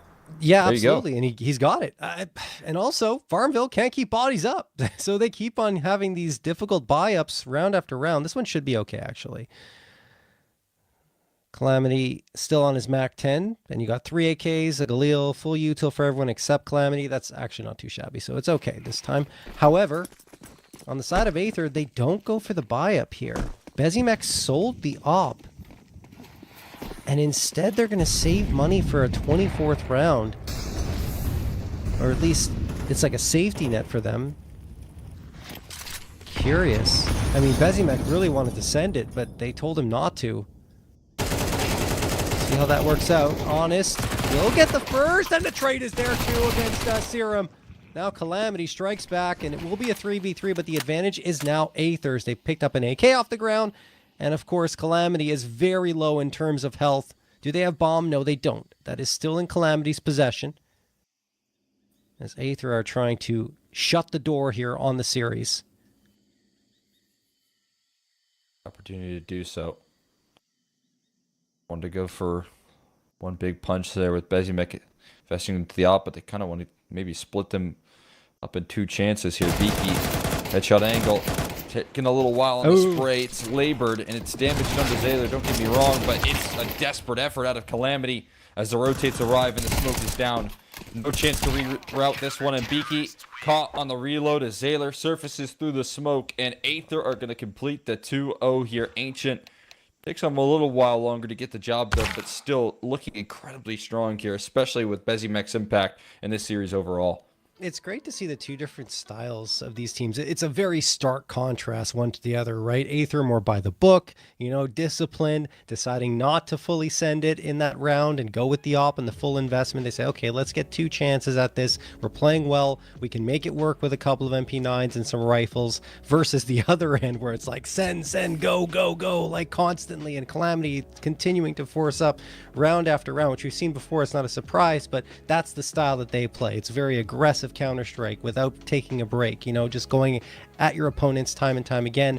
And you saw there that both had their successes on Ancient, but in the end, it's Aether with that big lead they built up at the beginning that really is the difference maker. Yeah, I mean, no question about it there. I think the discipline paying off big time, even in some of the decisions to call the saves, like in the mid to late rounds that were a little bit too far gone. Maybe that was more credit to how strong some of the victories were for the side of FarmVille on their T side, but you also have the clutch factor coming through from Aether. We thought that Beaky was going to be a big piece. He definitely gave him a couple of 1vx scenarios that were super promising, but we also saw Bezzy match some of that energy and come through with even stronger performance there in those late rounds and clutch scenarios. So big victory there. That's going to lock Aether into the playoffs now and allow them to keep up that conversation. And if you continue to see Bezimac play as good as they are, if you continue to see some incredibly strong calling from Brett on those T sides, you're going to be putting yourself in a nice spot here. Oh yeah, no question. I mean, it's quite an upgrade for them getting Bezimac on that AWP, and I think it's going to continue going well for them into the playoffs. It's going to be more difficult, of course. Competition's going to take a step up, but it's interesting to see. And FarmVille are not out yet. They've still got that lower bracket to try and fight through and make their way back into this one. In fact, let's check out that bracket if we can.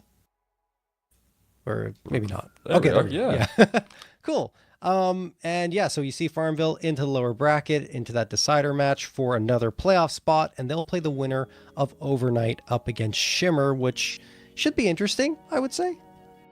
Yeah, I mean, kind of an awkward story for OverKnight right now, where we started off with that forfeit in map 2 and a pretty comfortable loss in map 1, but either way, I think that there's some good opportunities for both these teams to challenge up against FarmVille. Still think that FarmVille definitely the favorites to make it out of this group, but I think definitely give them a run for the money there if there's maybe an opportunity for a full series that they have to play up against.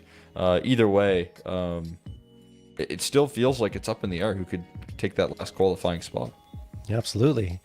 But that's Group A coverage ending for today, and we're going to jump into Group B very soon. However, we've got a little bit of a wait, an hour and 20 minutes approximately until we're back with you folks. So hang tight. We'll be back for that next one after that break.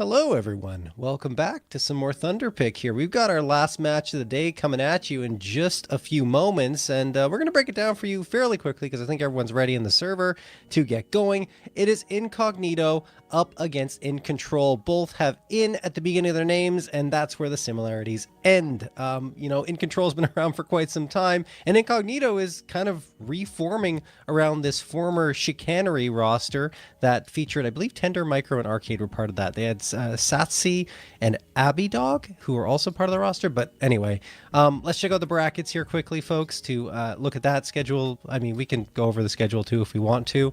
I'll leave it up to production to surprise me. Okay, yes, we are going to look at the schedule. 0-2. It was in favor of Aether in that first one. Aether really dominated for the most part, although it did get a little closer on Ancient. It was still their series to take. And now we go into this next one here, Cole. Yeah, gonna be an interesting matchup here. Interesting head-to-head. As we said, we're gonna just roll out on to the vetoes quickly. We got Inferno, we got Mirage, we got Overpass. I hope you all got a chance to play Cash in our little hour break. Make sure that you capitalize on this this time that we had there and get a quick plug in. But yeah, excited to see how these two teams are going to fare up here. Really interesting build of a roster for Incognito, considering they're going to be playing with Axed in the server. And Indeed. We're ready to hop into the action.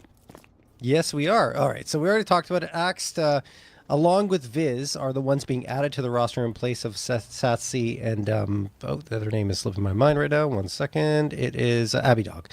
They're the ones that are replacing those two players, and you still have that same core from Chicanery coming through. And on InControl, you had the new additions of Ayanu and Alor. I think we were impressed with them in their previous time we casted them, Cole, and I can tell you when I covered them throughout this Thunderpick, they also looked very good. So, InControl, I think, are one of the favorites to take it all. Yeah, that's a great flashbang to lift off. I'm surprised that still able to net a single kill, but InControl were really hoping that was a B play because they only had a single defender on A. Playing in a retake scenario now on the A bomb site. That is interesting stuff here for CT side, having to do so without a kit as well. That just might be the cherry on top for Incognito to try and win this round.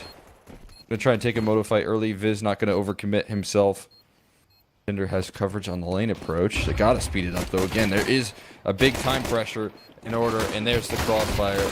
Ready to seal things down. It's Scorchy with a nice headshot, but outside of that, it's an exit game for Tyro. Anything extra? No.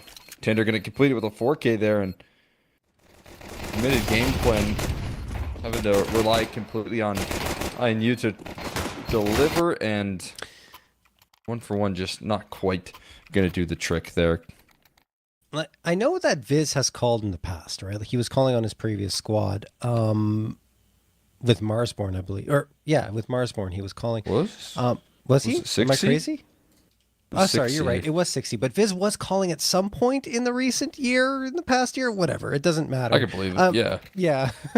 But I think that the point I was trying to get to is I believe Axe would be the one as the IGL here. That would make the most sense since he's been in a coaching role for the majority of the last 3 years, even longer than that, perhaps 4-5 years. So I believe that he'd want to jump into that. It's just weird seeing Axed on the server again, right? Like it's been, I remember when he was playing regularly, I think it was back 2018, 2019, when Axed was focusing more on playing instead of coaching. And then he took a big step back and coached for quite some time. Part of Party Astronauts and then EG White Squad. So there was a lot of experience that he had there. But now he's back and playing again, and we'll see how that goes for him. I think they've built an interesting squad, though, in terms of firepower. I'm right there with you. I'm definitely excited to see him into the server. I mean, again, this is a guy that hasn't been situated in the server for quite some time, but he's coming through well practiced. I know he's oftentimes in the pugs, playing out with his players as well, so that was a decent bit of firepower that he can bring at a high level. Right now, right back towards that A side as a target. Great early chip damage being done alongside a frag. And there's just there. Juno. Nice connections, and Scorchy feeling a little bit desperate, trying to get some smoke spam. As the rotates do get involved, our Arcade going to be continuing to hand over some fights. And there's a nice headshot as well from Tyra, but the overwhelm onto the site comes through. It's a little confusing. It's Arcade in the server. I know. Yes, that's right. That he's been going by June, I believe, but I'm not sure if that's still the case. I think he's Arcade again. You think so? Okay. Well, I mean, that's what it's listed on HLTV and officially. So, like, I figure, but yeah, maybe he'll make that change officially at some point. But right now, it's still Arcade, to my knowledge. But yeah, I can understand like seeing that this would be a little confusing. He's trying to throw us for a loop. So far, so good for Incognito in the opening moments of Inferno. We don't have much data on this squad overall in terms of maps played. When they were Chicanery, they didn't have too much success. I think they won 4 maps total in 11 maps played. And 2 of them were on Dust 2, 1 on Ancient, and 1 on Anubis. They were 0-1 on Inferno, and it was quite one-sided against insane players, 2-13. So we don't really know what we're going to get here. And obviously Viz and Axe add a different element to the squad that wasn't there before.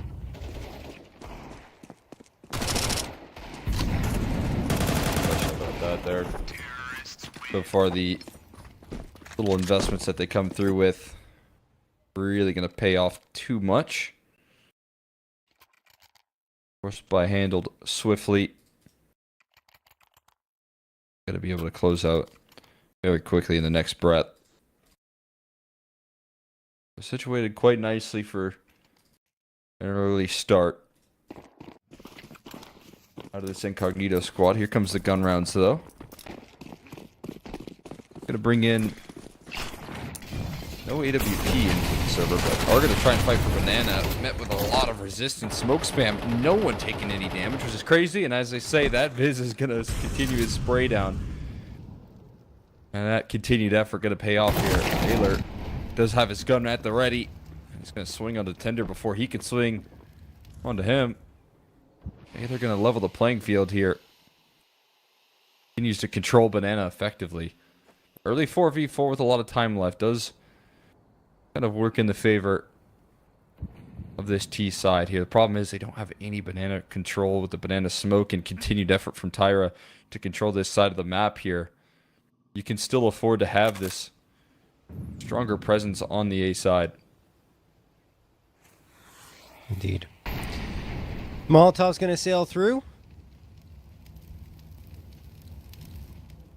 And now Scorchy around that will push and retake the space and bracket. Axes, oh my goodness, almost gets caught dead to rights with a flash in his hands. He's lucky to be alive. Fades back behind cover. 37 seconds left. Incognito going to have to make a move soon. Aelor's waiting. He's going to get one. Scorchy another. InControl. Trying to take this round, but they will lose Scorchy in the process. However, the smoke has delayed Incognito and pushed them back all the way to bracket with only 20 seconds left for them to make a move. It just doesn't feel like enough time to line up is there, and Aelor can only do damage. Can't get the frag. Ayanu certainly will be overlooked. There's the first. Ayanu will get the last as well. 2K for him, and InControl do win the first. A pair of hands there to hold down the site. Ends up closing it out clean. No any hesitations. Control on the board. A little bit dicey over the grand scheme of things, but able to recover control nicely. With those guns in order. Take charge with that stronger A-side defense. Investments coming through from the T side here, not out of the picture just yet. Feldner seeing the flashes head his way. Aelor again taking an aggressive stance in towards apartments. Knows he can't commit on that forever though. And there's a nade strike. Double HEs right on target. Micro is watching this round from the sideline here. Another HE tossed in. Oh my god, it must have bounced off his head for that amount of damage there. And Aelor going to make sure to capitalize on it. There's the Tinder lurk though. Makes it through apartments here. Ignores some of that early resistance in Boiler. It still fights through here. Another player at the ready here on the trade. Going to try and find the timing. Axe does make a move, but doesn't realize what's right around that corner here. Bomb on the floor of the A bomb site here. Tyra knows that the last player spotted was A and Viz. There's a minute left to try and work through this clutch here. It's going to take a long approach here in towards second mid.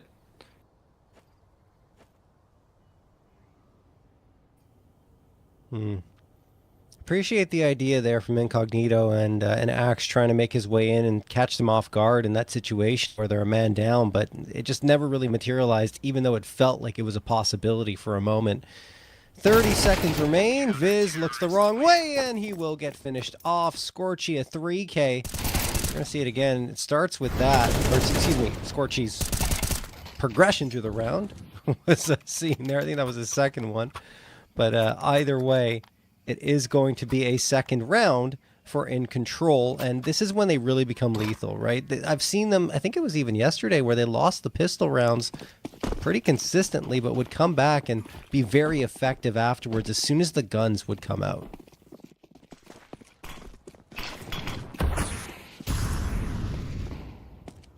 Great place to be there. Got consistency on the gun round. It's going to go very long way.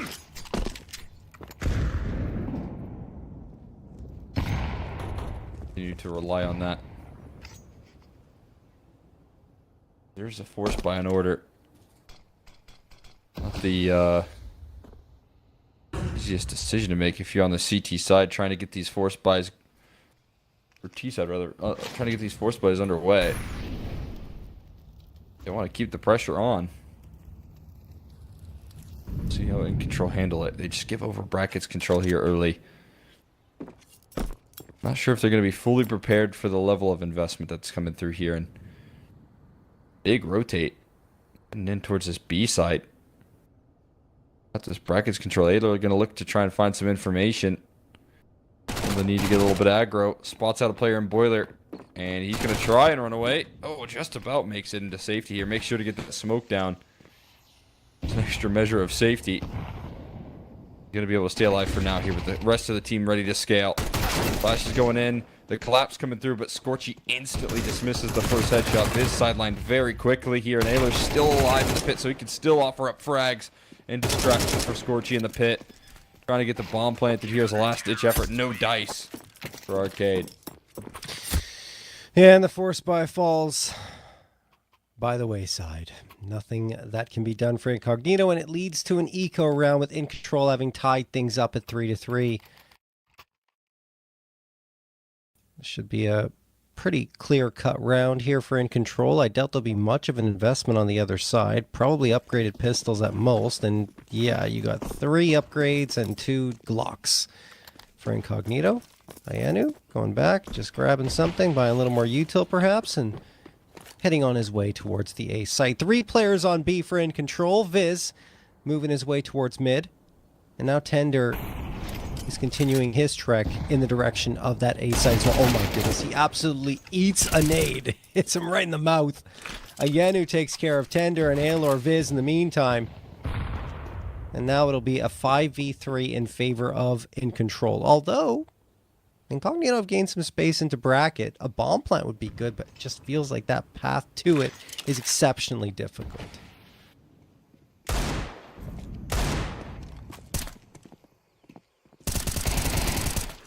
About that here. Keep it contained through the CT side is Tyra. Sure things don't get out of control here. And Micro gonna send that bomb tumbling into the pit. Okay, with only a Glock in hand. And that will be dealt with here. Flawless round, and this CT side has certainly taken over. When the guns come out, they have not looked back whatsoever. A lot of targets on this A side for Incognito, but the A side is so well gelled together in terms of the crossfires. And for Incognito, that's going to leave you maybe looking for different directions. B side hasn't had a lot of attention here. We've seen, you know, one time where that early banana fight netted Viz an opening pick, but also you've had some great utility usage from InControl that has gotten them opening duels as well. The trading has been back and forth here. Right now they've got the HGs ready and the contact play from Scorchy ready on top of that. So soon as you see that contract taken out of the op, well, they just toss in the HEs afterwards here, trying to double up on the damage, but not as effective this go around. Oh, there's another one. That's a huge strike right there. That third HE definitely dealing some damage now.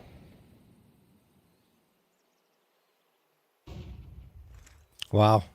I always have to be wary of that as the T side coming up towards Banana. JS Feltner flashed out, gets Viz, and then falls back into cover. A missed off shot. And Scorchy, I mean, lucky to be alive, and so is Tyra. Look at the damage that's being done, but neither of the three players that engage here towards B end up falling. So now an adjustment made by Incognito into the A site.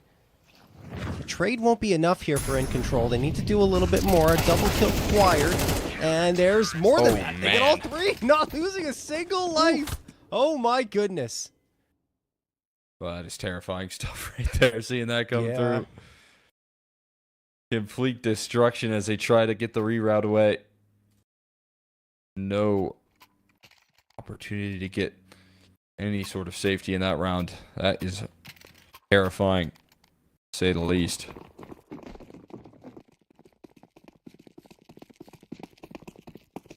A very comforting round win there. Rolling out for side of InControl, another flawless one. Handled business on the B side. As you said, it's a little bit of, surprising missed duels there from Incognito, and then to couple that with the way that they try and escape the grasp of that B side with the A play just doesn't do them any favors. And now InControl hitting hard, missing absolutely nothing. Crossfire situated here towards middle, and the instant trade is coming through there. Nicely done. Keep things contained in Arcade. Might have a chance under the offer with the Mac 10, but no. Doesn't get a shot rattled off here. Scorchy too quick on the draw. Round over. 45 seconds. We're hearing a timeout being called here. Yes, we are. Incognito want to talk things over. I mean, since that 3-0 start, they haven't had a single round victory with the guns out. They will have AKs up, so they're saying, okay, what do we do differently? How do we adjust here? We've gone towards B. Hasn't gone well because we've eaten a lot of utility on the way there. And then we've tried A multiple times. That hasn't really worked either. So you got to change up the tempo, I would say, or try to split things up, split the attention between both sites, fake it out a little bit, maneuver around, use the strategic elements that you'll definitely have in play with Axe at the helm to try and gain the advantage.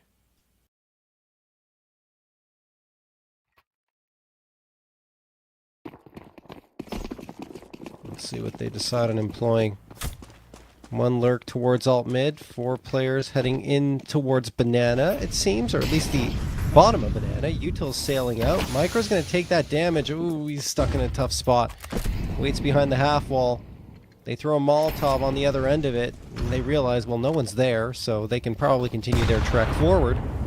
But again, these nades keep striking down like mortars onto Incognito as they're trying to work their way up towards B. Some semblance of safety here, and that utility damage on B is maybe a very clear reason as to why Incognito don't want a lot to do with it. Every chance they get, they're just striking down some phenomenal damage here. Feltner gets around the corner, finds some safety for now. Will be traded though. Limited to a 1-for-1 here, but the help is on scene. Double H is sent in Tyra's direction, and he forces a swing eventually. Though trying to cut off the cross, but Tinder's standing shoulder to shoulder. Gonna net an advantage here. Scorchy a little bit surprised by the deep positioning secured from Viz, and Aether made no mistake there. Gonna make sure to hold on to his weaponry. Knows this one's a little bit too far out of the picture here. And Incognito, after a 6-round dry spell, are going to get back on the board there. They're going to do so by hitting that B bomb site despite the utility damage. Conviction in the trades. Going to get that extra push they need. I think it's the difference maker between that round we saw previously, right, where they just took 3 engagements, 50-50s, and all 3 of them not going their way. I think, unfortunately, the sprays weren't that great. Alor in a good spot to kind of take guns out of their hands now. And he'll do exactly that. 2 players gone, grabs an AK for himself. And Viz the only survivor, so that really hurts given the economy is not in a great spot for Incognito. But yeah, what I was going to say was, versus, at that previous round that we talked about, where everything was going wrong in terms of those duels. You got this one where the trades were strong. They went for a clean execute, and it went well, so that they were able to actually get that round under their control. Technical pause comes through. Not sure who called this. Let's see. Incognito has a technical issue.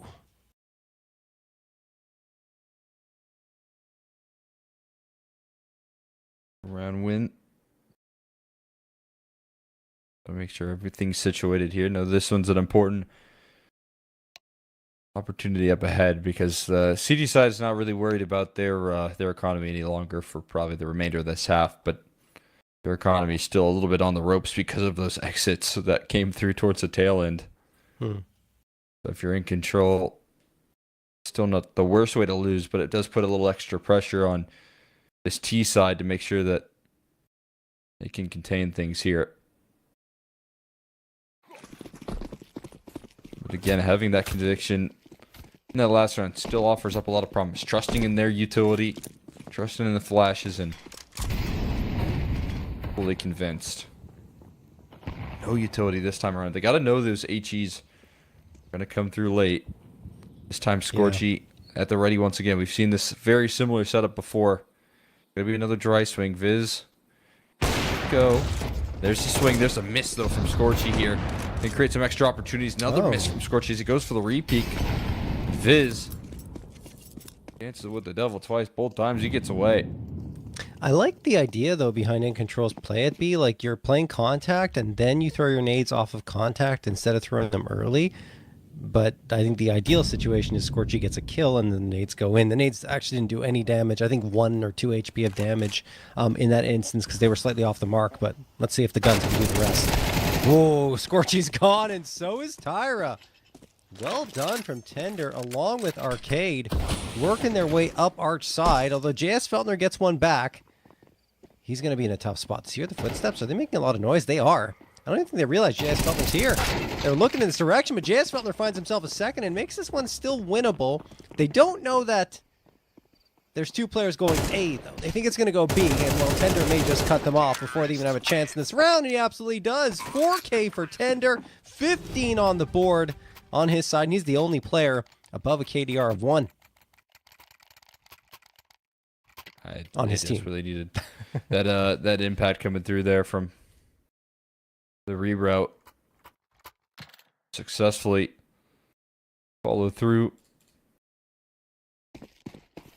after realizing that kind of played their hand a couple of times. Change up the end goal. Able to get the job done elsewhere. There's some damage being done. Viz with the opening duel. Taking care of JS Feltner early. More utility damage done. INU gonna reveal his nameplate on the B side of the map here. I wonder if that intrigues the T side into avoiding that. A header off the molly that'll bounce back into the smoke, and a really nice motion from Tender. He's lurked through this smoke. He's already got a position where he can cut off rotates or like this A bomb site here. I knew it. Gonna rotate loud and proud. Positioning towards Boiler. Works out for Ayler, but surely a trade available here. It will come into fruition, and there's that positioning from Tender coming through as well. Missed option from Scorchy once again.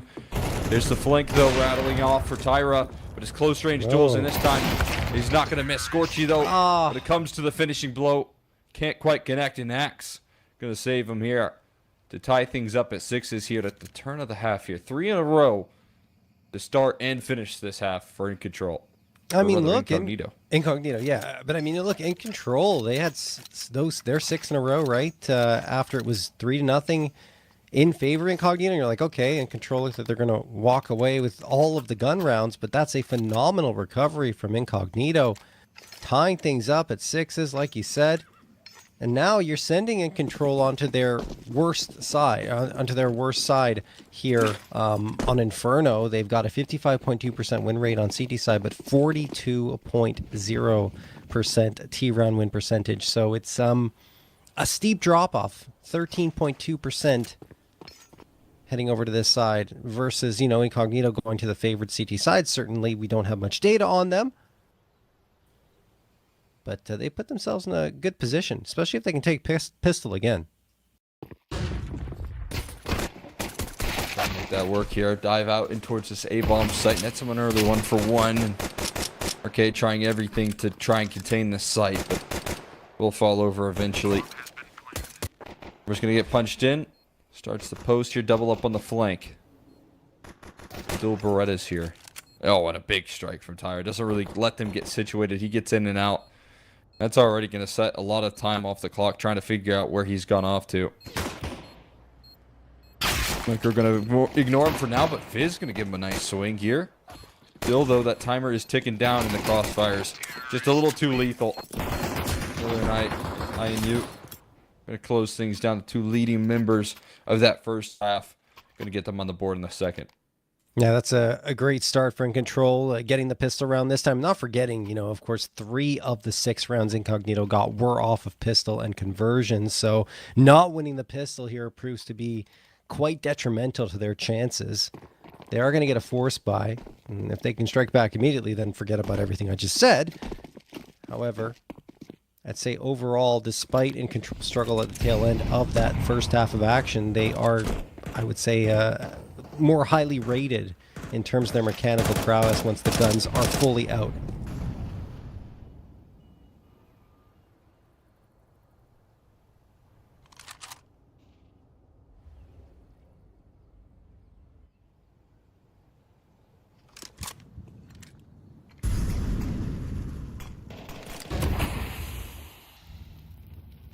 I've had more gun round success in that first half, even though Incognito got a little bit under control.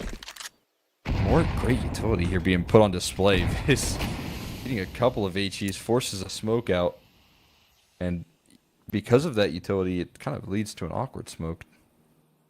Tyra's definitely gearing up to go through it, and he uses a bomb, so this is going to be a commitment. Looking towards CT, flash to go in as well. Low HP on Viz, he does net a single. Will fall to the floor, but here comes a quick rotation, not only through B, but also through the smoke on the flank. Now Banana, you're going to see a couple players trying to wrap things up. Scorchy in a head-to-head loses it out versus the 5-7. Another one through the smoke. This is ridiculous here. Oh my These are God. laser beams on the 5-7s, a 1v4 ahead and fully flashed up. Incognito don't need to see their opposition to best them.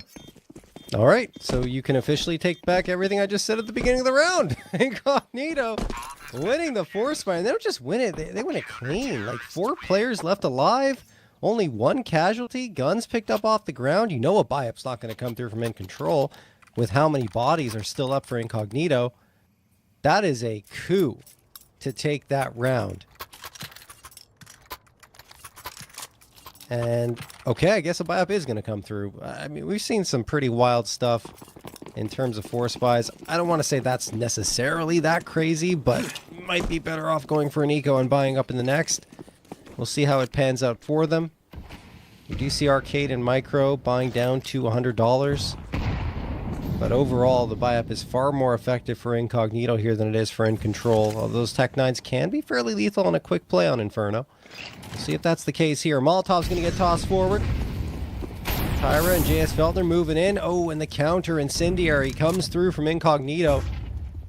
Now they have to wait up, and that time they spend waiting allows Incognito to readjust their focus. And potentially rebuff this attack. Nice smokes coming through. And InControl off of that, rotate into lane. This could work really well. They got 4 bodies coming up, and there you go. Ayenu and Scorchy getting 3 combined. That is so well played.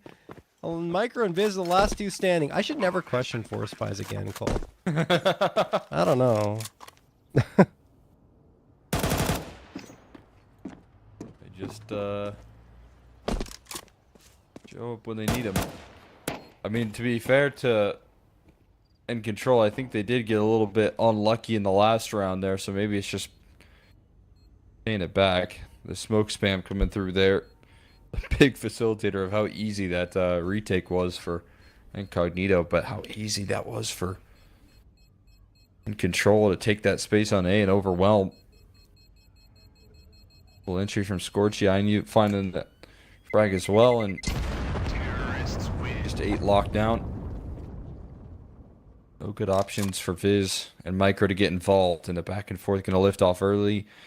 Guess the good news is Viz can buy up an extra rifle. Yeah. Or full belt utility and a FAMAS. Yeah.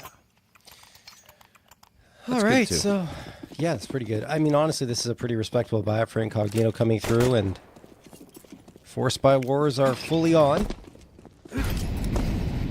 Molotov going to sail in. Nade afterwards is a chaser, but not managing to connect with any damage at all. InControl just tossing the util, trying to gain map control as it stands. 3 players waiting at bottom of banana. Make that 4. And 1 lurking around alt mid. Incognito are not going aggressive at all, though. They're just waiting on the sites proper. Util is limited, so they don't have much of an ability to rebuff if a hit should come towards banana, but at least they'll have the smokes and a couple of incendiaries to try and slow things down, but the lack of nades is what makes this a little bit more difficult to hang on to. This rain of fire. My God. The retake utility comes into the mix. That is a bit of absurd right there, but and apply a lot of damage there.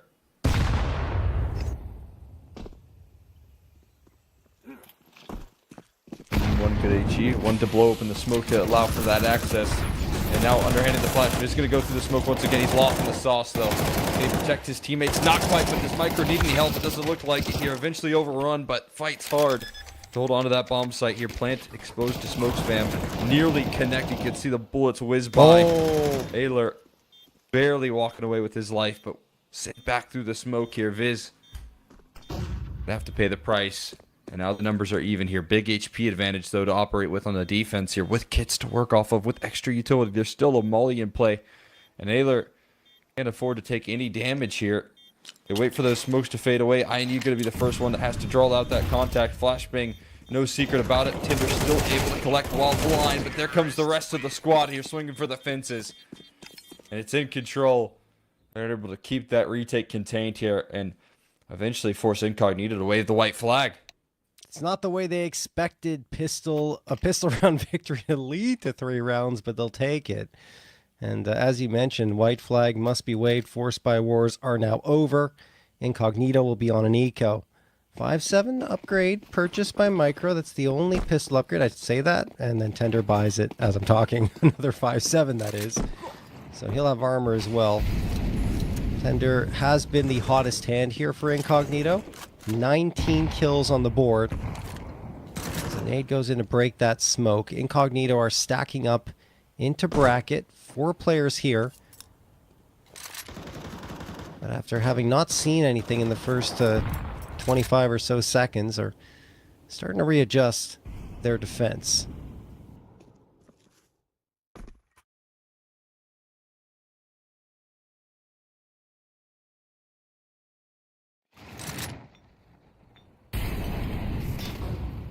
Things up quite a bit here. There's brackets control being taken here by the side there. I knew. Look at his mouse a little too fast. But apps control going to be gathered up here. Ender is the most lethal purchase in this round, so they're heading into at least the 5.7 in armor.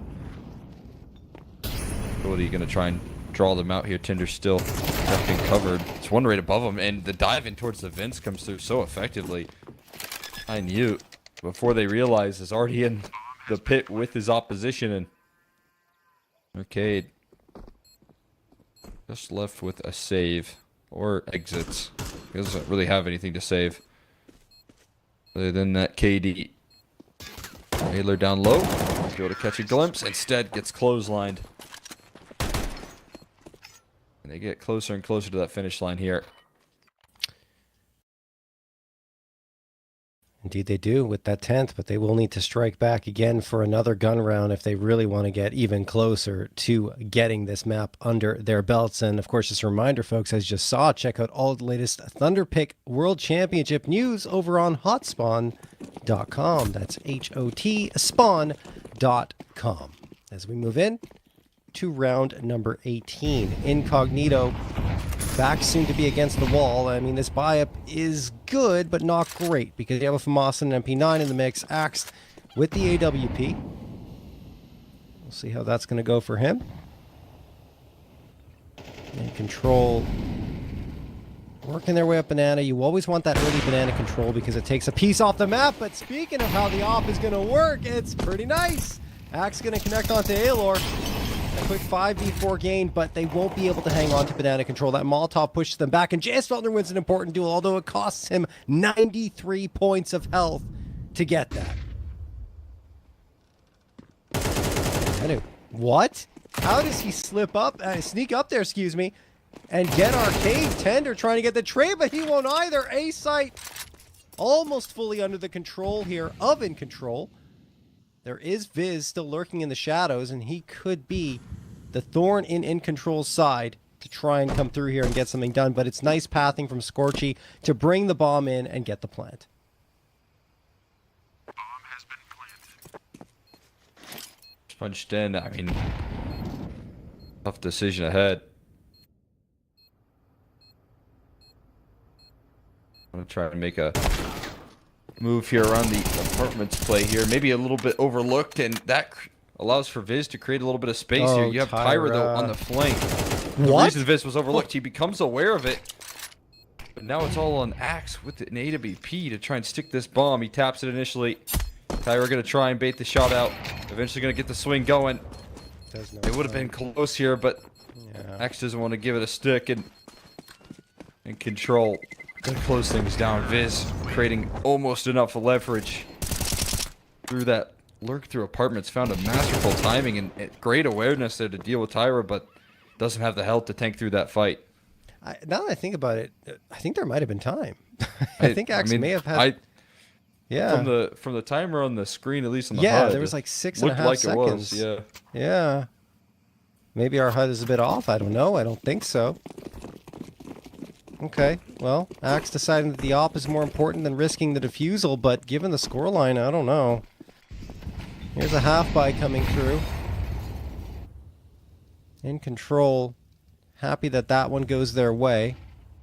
Still well played from Tyra to try and burn time off the clock, but I just feel like there was enough for Axe to at least make the attempt, although I guess we'll just have to leave that into the past.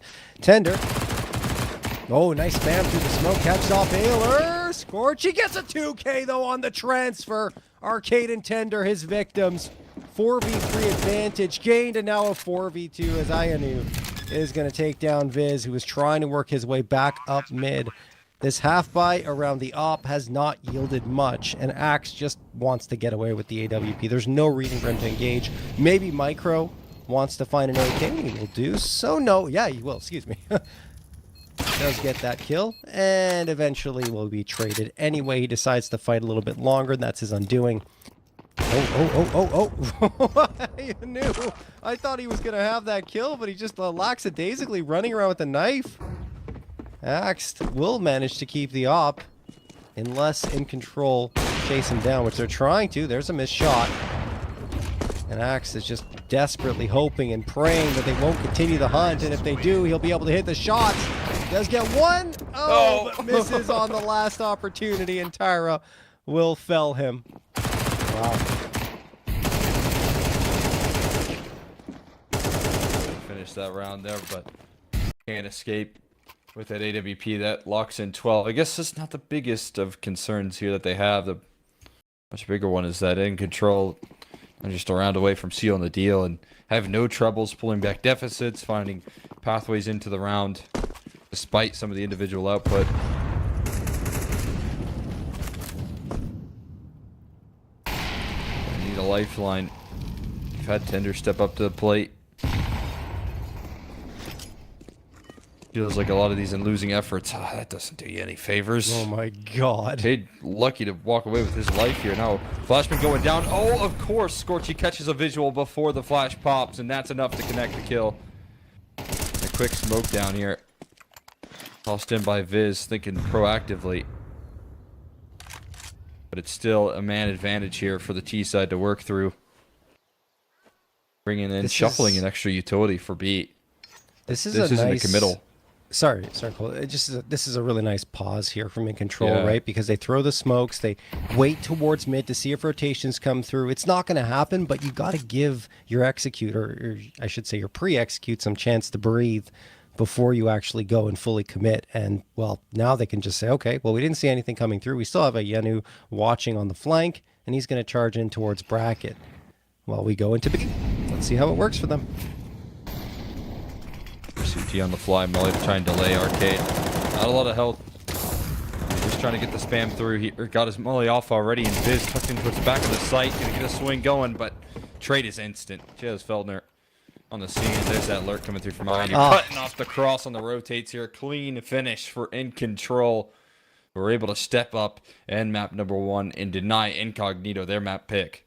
I mean, this is what we've seen from InControl in recent days, really. Like the ability to throw utility very effectively, strategize well, patience, not overcommitting in certain instances, and waiting for their opponents to make mistakes. Even if that doesn't come through, they're still allowing themselves to utilize the clock effectively while not putting themselves in panic situations. It's really well played overall from A to Z, I would say, on the InControl side. And not to take anything away, of course, from Incognito, I think they still hung in there for the most part, but ended up just being simply outplayed. Yeah, I mean, I think we saw that from both teams today. You know, earlier when we're talking about, you know, what you're bringing into the mix for Brett in the calling department here, just a lot of good discipline in the way that they would reroute rounds and call things out. And the same case is true here for Tyra in the way that he's calling out these T sides. It's, you know, finding an opening pick here, but not rushing in to capitalize on it, anything of that nature, letting those rotates get a little bit panic, allowing for INU to lurk his way through brackets and make sure that there's no support coming in. And it's just no panic in these late rounds for InControl, which is a hard thing to deal with if you're Incognito. Yeah, without a doubt. And now we're going to go to InControl's map pick. It's very similar to our previous series, right, in the way it plays out. But Mirage is going to be coming up. We don't have that much data, again, on Incognito. We know when they were Chicanery, they played against Boss and lost 8-13. That doesn't give us much, I mean, to be honest with you. So we don't know what we're going to get, but we do know the known quantities are here for InControl is that they are a fairly good Mirage team, Cole, on both sides, right? Yeah. I mean, they got the full package here, and again, you're going to see some of the same stuff coming to fruition here. The calling seems super sound. They've been able to shut down a lot of, you know, their level of competition. I still would like to see them reach above on this map of Mirage and try and test some of the tougher competition. But in terms of handling teams on their level, this is home turf for a reason, and it does come through in both sides of the half. All right, well, we're going to see if InControl can get that 2-0 and secure themselves a playoff spot, or if Incognito can strike back and get into this series after this break.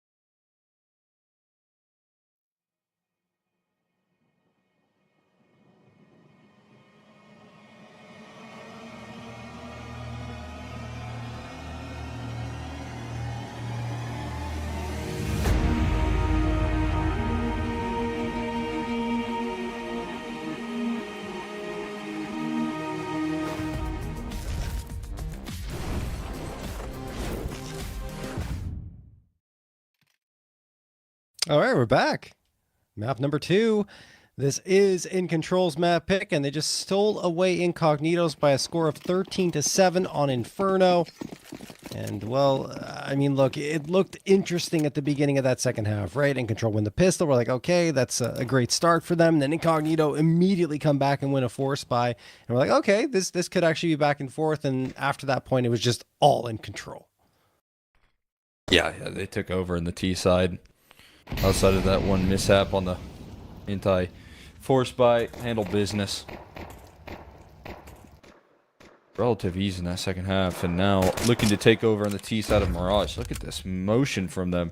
They fake the A play so effectively, and B is left kind of overexposed here. At least Arcade going to provide some coverage. I'm going to go down as well. And Micro going to provide some extra help as the bomb planter not really protected enough. Scorchy sitting on the back of the site there, bomb in a really awkward location, but they're looking to recover some of that lost ground here. It's still double Dillies. 4 guns versus 2, but they make sure to double swing. Last alive is Zainu, who needs to stay precise. Micro trying to close the distance, lots of damage done. Running at them with the dual Berettas here, and it's going to be a hard fight for INU to win. Good movement from Micro to seal things up there and take initiative. Plenty of time on the defuse. Should be golden to get a pistol here underway. Wow. I mean, look, that was a great attempted recovery by InControl, a 4v2. I agree with you. You know, coverage not great on the bomb planter, so that creates a lot of problems and puts them in a bit of a pickle, and they cannot dig themselves out of it. Just a great work from Micro on the dualies, and Incognito win the opening pistol again. InControl, though, with the bomb plant, they've got enough money to justify investing into this. It's going to be 3 MAC-10s, a Tech 9, and a Galil, and this, I would imagine, should be a faster play with this type of buyout, because you want to get those MAC-10s as close as possible. You don't want to be fighting at range. And INU will be going up a ramp. Yep, they're trying to get into connector very quickly. Micro throws the smoke down, and Viv's going to get the first Micro, the second Micro, the third as well. Tyra does finally strike back for 1, but they've lost the bomb and all the bodies except for Tyra, so this should be an Incognito conversion. Yeah, we'll be hanging on to that A1S for a little while, but Micro will make sure it doesn't stay in his hands for too long. Great utility from Micro, and again, handling the pressure. A little bit of extra assistance there as well. 4-spy dealt with. Incognito going to get off to another strong start. We talked about a lot more success going in favor of InControl on the gun rounds, but I think it's crucial that Incognito lift off here, build some confidence in what is going to be a pretty tricky map to deal with. These sides, again, are a real strong suit for this team. Sometimes can feel like a bit of a rarity. Chasing down these frags. Mid-aggression going to work wonders up against the Deagles. I'll handle business here, but we'll see what the reaction is here.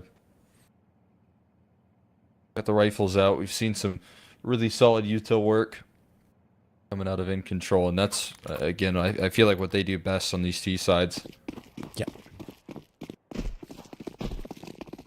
I do agree. And they tend to be quite effective on gun rounds, as we've already seen.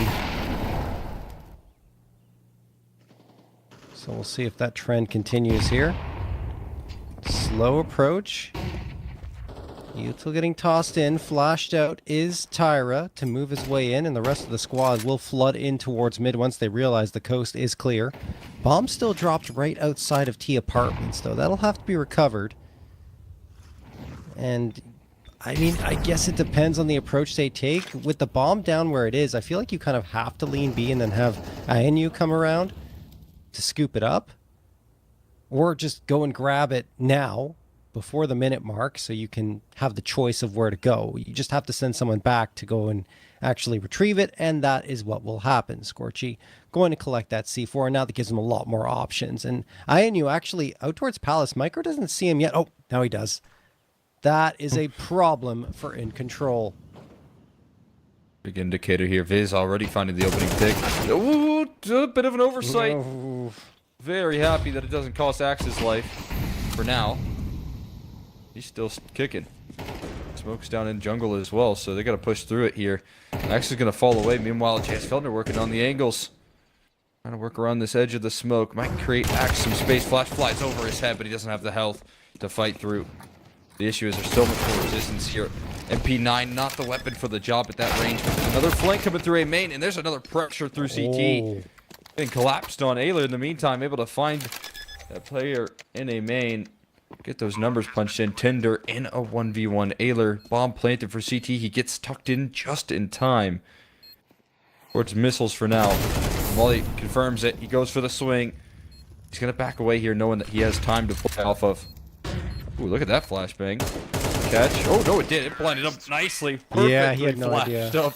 Tinder was locking into the wall. And that is a great way to win a clutch right there. Talked about good utility. It shows up quickly. It's the difference, you know, every time you need that little bit of a push, when you have strong util like that, it gives you that. So it's really, really nicely tossed. That's a beautiful flashbang, honestly, in that instance. And yeah, you're just walking into a box, had no idea. And in the end gets wrapped on, and it will be InControl taking it. Not to mention InControl were down 5v3 in that round, and they managed to pull a couple back and get no responses on the incognito side. That is not what you want to see if you're incognito, because you've already struggled to win gun rounds in this series. I think they only have 4. They had 4 gun rounds won, I believe, on Inferno, and that's it. Versus InControl, who had like 10 or something along those lines. Anyway, maybe more than that. Tyra is going to get one. Back and forth we go very briefly until InControl absolutely overload towards the B site. Arcade and Axe have no choice. They are saving. They know this round is lost. And it will be a second for InControl. It feels like history is repeating itself. Bomb has been planted. So incredibly executed right there. Explosive as all get out. Tyra not going to be able to paint himself out of that corner. Stuck to the wall. Gotta find some pathway out of this one. They will do just that, heading through apartments. More damage going to be taken, but some valuable guns going to save for Arcade and Axe. Like you said, the bigger concern here is the consistency in which InControl are working through these gun rounds. As soon as they get those rifles in hand, with the utility to back it up, it becomes a much different story in terms of the comfort level. And there goes 2 T rounds in a row. The op and rifle save. Keep them in the conversation, one that you probably want to have if you're incognito, given you do have that op in play. I think you want to try and get as much out of it as possible.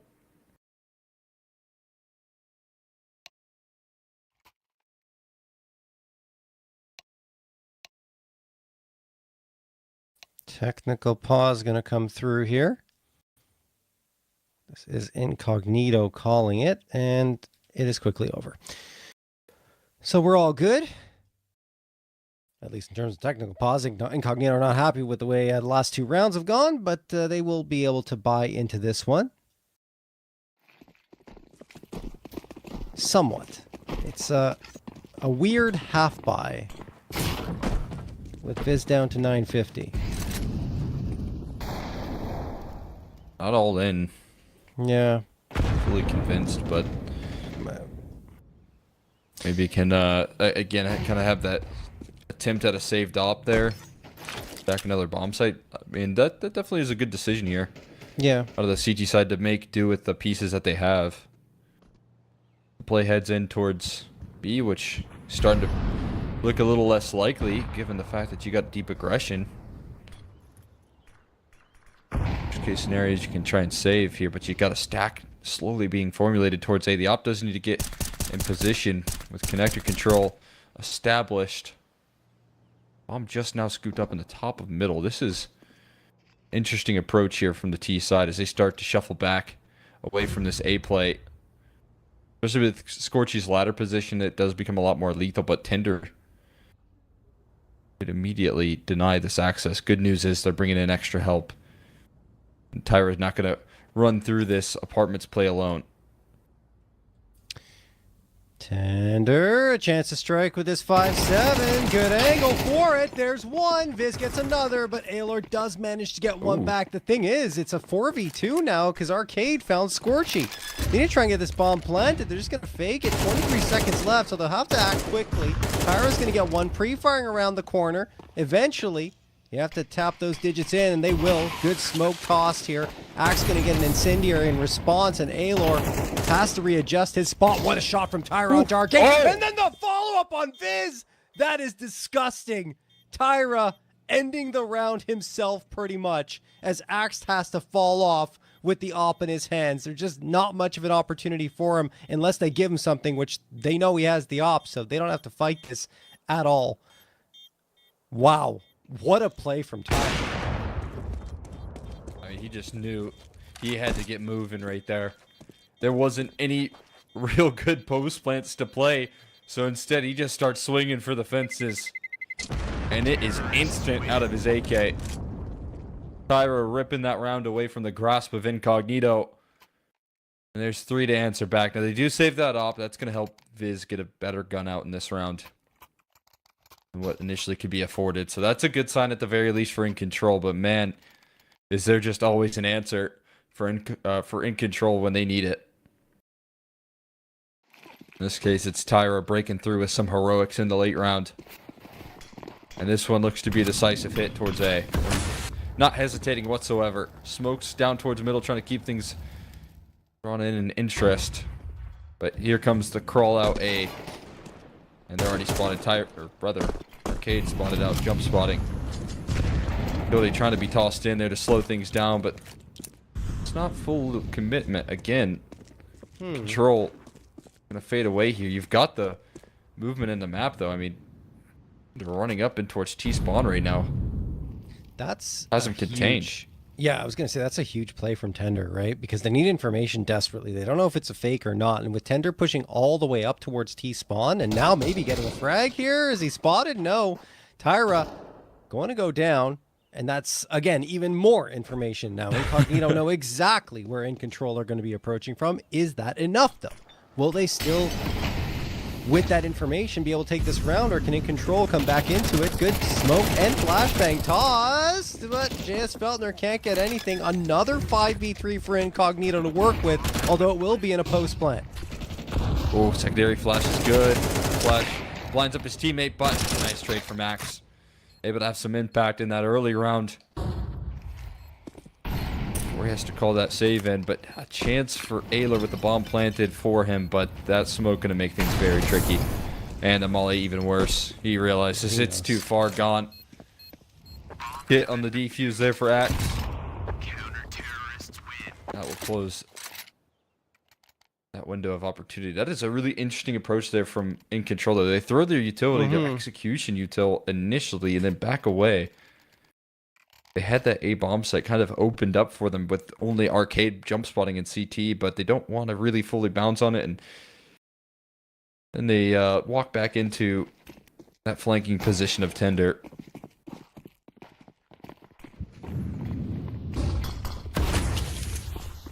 This is a tricky part of when you start 5 players over there towards one side of the map.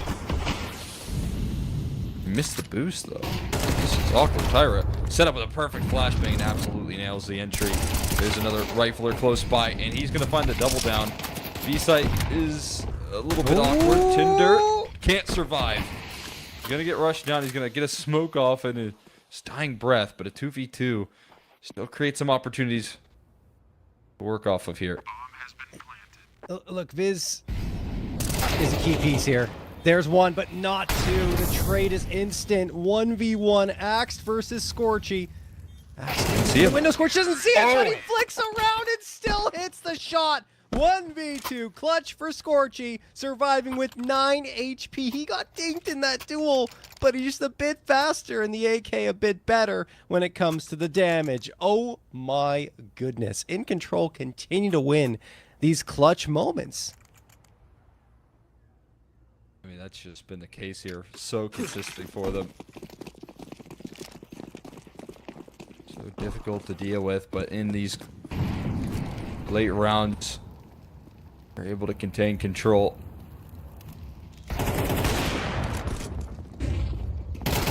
Feldner will crack the opener on up here. Axe trying to slow things down here as much as possible, but they're into the site here, leaving him outside looking in. And in fact, Aether's taking even more initiative. Looking for the round ceiling kills. Got another target around the corner. Trying to read into it. Gets caught with utility in hand. Yes, Feldner going to try and make sure Axe isn't in the conversation. I don't think either one of them are. That window's still unbroken, so maybe a save called in early. Not going to be confirmed too. That's number 5 for the T side after losing the pistol. Will take things back in a big way, and in fact rip that up finally out of the hands of Axe. He's been glued to it for so long in these rounds. Was able to get it out into the mix, but this time it's going to hit the deck. Even Tender's at risk here. Not spotted yet, and he'll be okay. He will survive, saving the A1S over, and that could justify a buy-up, because he can drop a rifle, Arcade can buy one, Micro Axe and Viz might be more limited in terms of SMGs. Like, if you want to be super aggressive, then there's the option there, but the better choice is to go for the eco, and that's what they're going to do. I guess they're still okay. Like, you still stay above the 2K mark, or around the 2K mark, by buying up the second M4, so gives you a better chance it doesn't break the bank. Round number 10 here.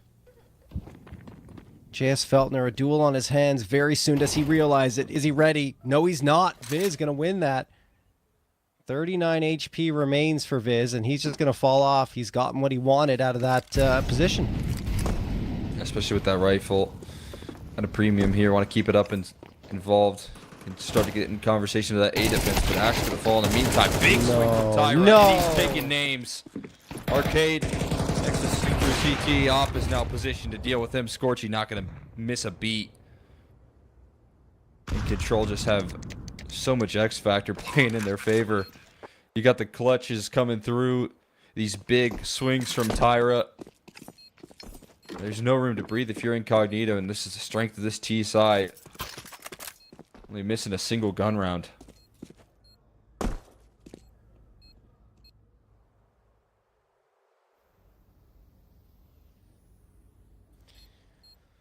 Oh boy. Now it's starting to look a little bit rougher for incognito. The money can build up a little bit on the InControl end. Couple of rounds remaining in this half. Tender, oh, he's probably dead.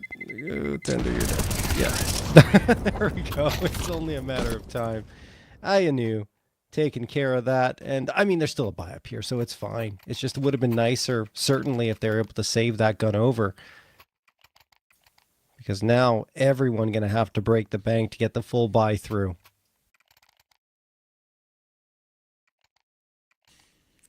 Drop some money on this round here. Hope that they can get themselves a little extra push like they did in the map of Inferno. Already a mind effort here. Jump spot. Tender's looking good.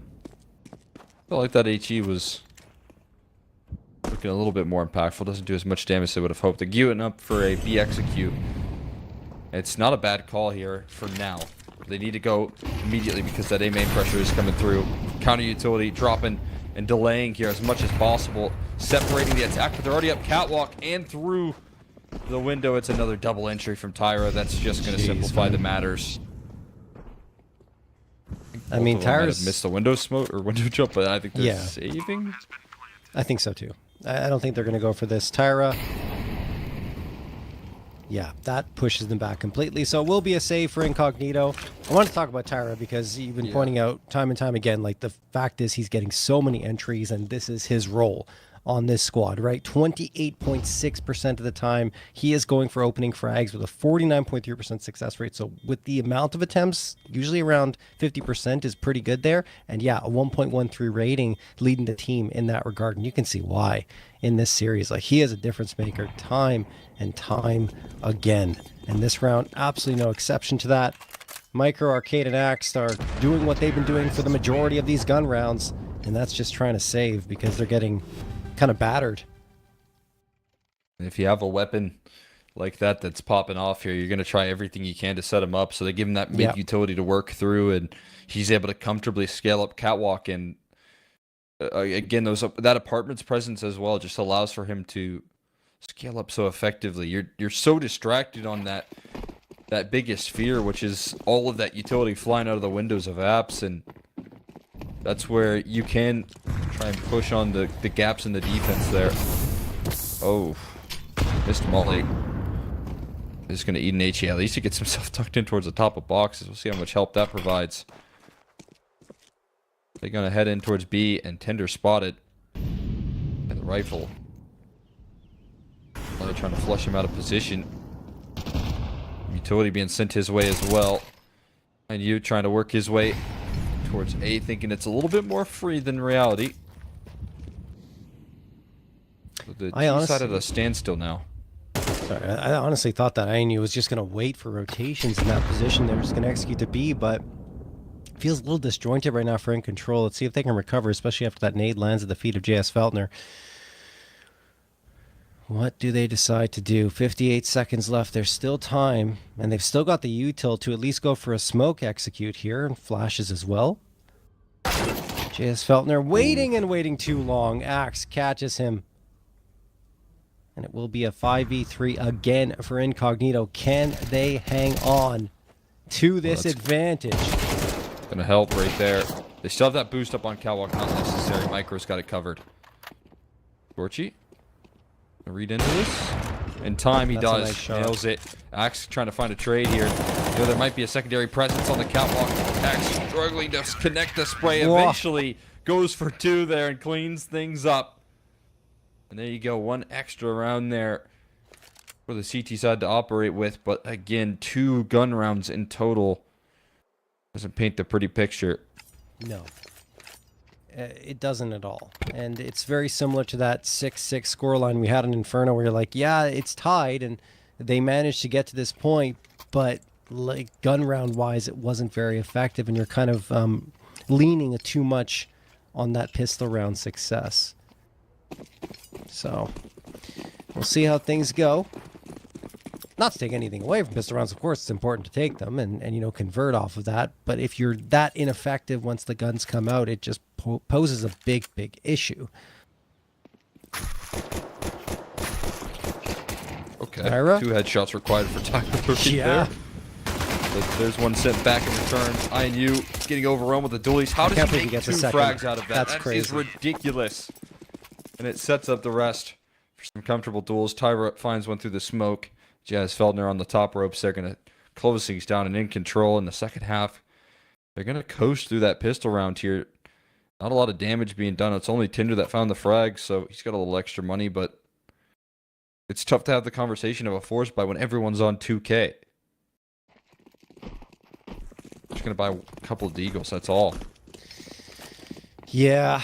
No, I mean, that's just...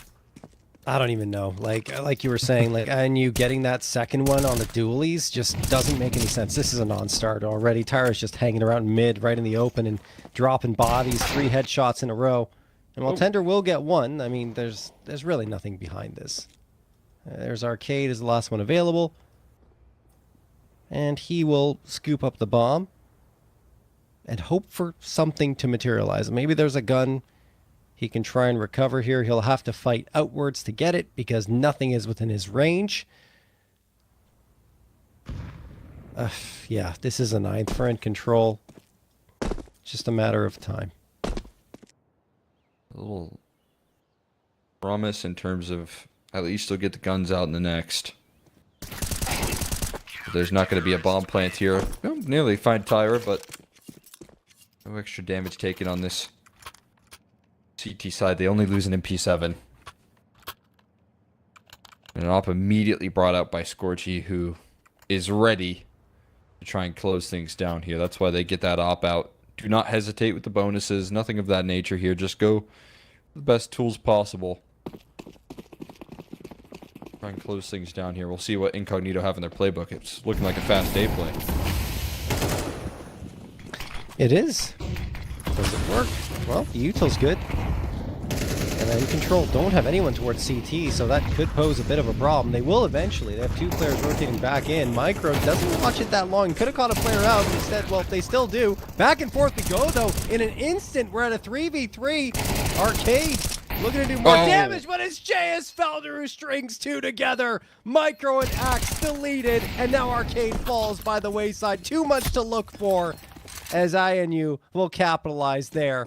Oh my goodness, JS Feltner with a 3-piece. It's just everyone individually stepping up here on different occasions now for InControl. Yeah, the part that's the most frustrating there as well for Incognito is you've got the right idea. For a certain period of time there wasn't a lot of resistance in CT. You start to take that space, that can really elevate your post plant.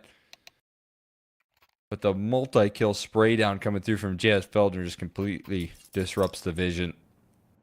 Makes it impossible to work through. They're going to call a timeout, knowing what the stakes are in this round here. Going to give themselves a really strong half buy. Axe going to invest a little bit more in this one. The rest going to buy up into utility. By no means is this going to be a coasting sort of situation here for InControl just yet, but the way that they're operating, it feels like anyone can step up when the moment's called upon.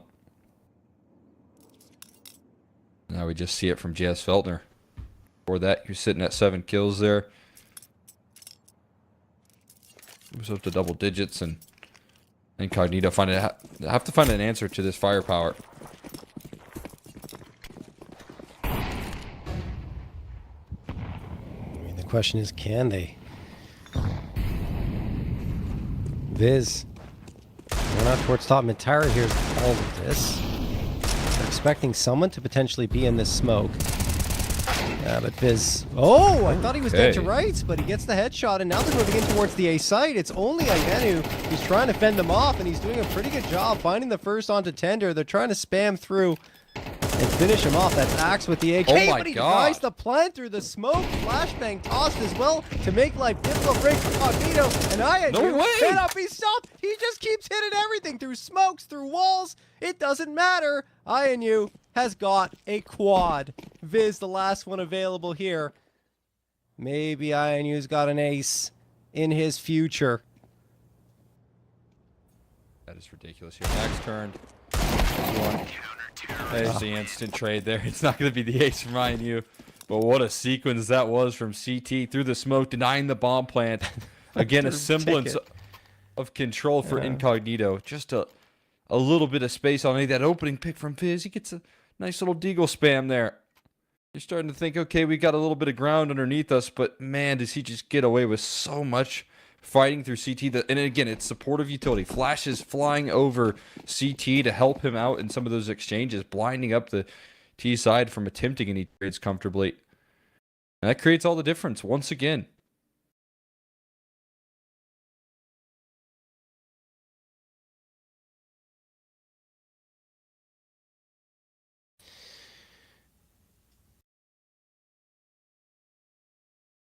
Thought I lost audio, but yeah, me too. I think I think we did. It's not my headset; it's just the game.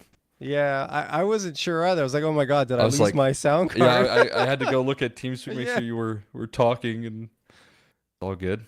Okay, just well, we don't have audio, but I'm sure he's got some audio cues here going his way because he looks sharp as can be, and Scorchy helps him. I don't even know if that's necessary with how good he's been playing, but can't hurt to have the Opper playing Overwatch there for you, making sure everything's contained. Finally, he will fall, but Axe, again, left into a very challenging position here. JS Feltner stabbing at the wall there, trying to distract Axe, but he's going to sneak his way in nonetheless. They're trying to wait for the bomb plant here, but with utility out, that can create some complications. Instead, smoke with a fadeaway. Axe with a couple of frags, but the duelie's whipped out for Scorch. He doesn't anticipate a third around the corner. And it's going to be 7 opportunities here to seal things up on the map for InControl. That is just unbelievable that Axe is almost able to clutch that one out. A 1v3 would have been impressive, and it would have given Incognito a breath of life, but instead, they are being suffocated right now. 12-5 as InControl have 7 opportunities to end this series. And just a reminder, of course, folks, that you can check out all of the latest Thunderpick World Championship news over on hotspawn.com. That's hotspawn.com. As we go into this next round, which could be the last that we see both on the day and in this series. So comfortably being locked down here in control. And this, once again, in the second half, have left incognito in the dust. I just need that final push. Look what they're going for here in terms of this mid defense. And so they're towards A. Got that up. Fully covering off A main. Going to double down through the underpass here as well. But that Molly forces him out of position here. Not only Scorchy's up, but also forces INU to rethink his approach. Boosting up in towards window. It's Viz with his back handed over to Tyra. Freebie on the opening exchange. And now the A play has to be successful because they lost their mid prong. Now Scorchy's going to come through and hit that shot on towards Arcade. 4v2.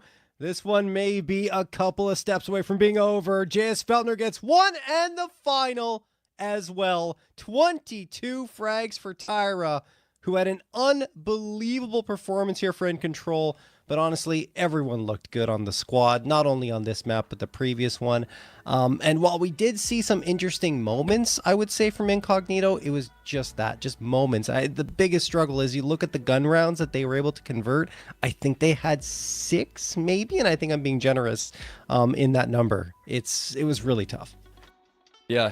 I mean, some decent back and forth in the first half there, especially more so on Inferno, where they got the majority of those gun rounds. But unfortunately, you're looking at having to play out those second halves, running a little bit out of gas. I know this is a team that's probably trying to just plug some holes right now. Maybe don't have the most defined playbooks, so I kind of expected things to look a little bit uncomfortable, but InControl, making sure to capitalize on that every step of the way. I mean, they played a phenomenal game. They just had everything working in their favor here. You're talking about the clutches. You're talking about the opening duels.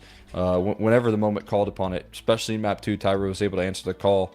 INU in that first map as well was looking unstoppable. So things continuing to shape up nicely here. They're into the playoffs for InControl. Excited to see, again, them be able to test themselves versus some tougher competition because, as we highlighted, that's going to be a big conversation point here for them as, that's the next step for this squad. But as you can see from the schedule, insane players have come into this one, but they have forfeited that was a forfeit. Their way through. So they haven't been playing out, so that immediately makes it so that Incognito going to be playing up against Girl Kissers in that deciding matchup that's going to be going on in a couple days. But definitely a decent opportunity here. Didn't get to play them in that opening round. InControl kind of shut down Girl Kissers, but that team still has a lot of promise here, and I think also just can't be understated that there's no easy pathway into the playoffs here.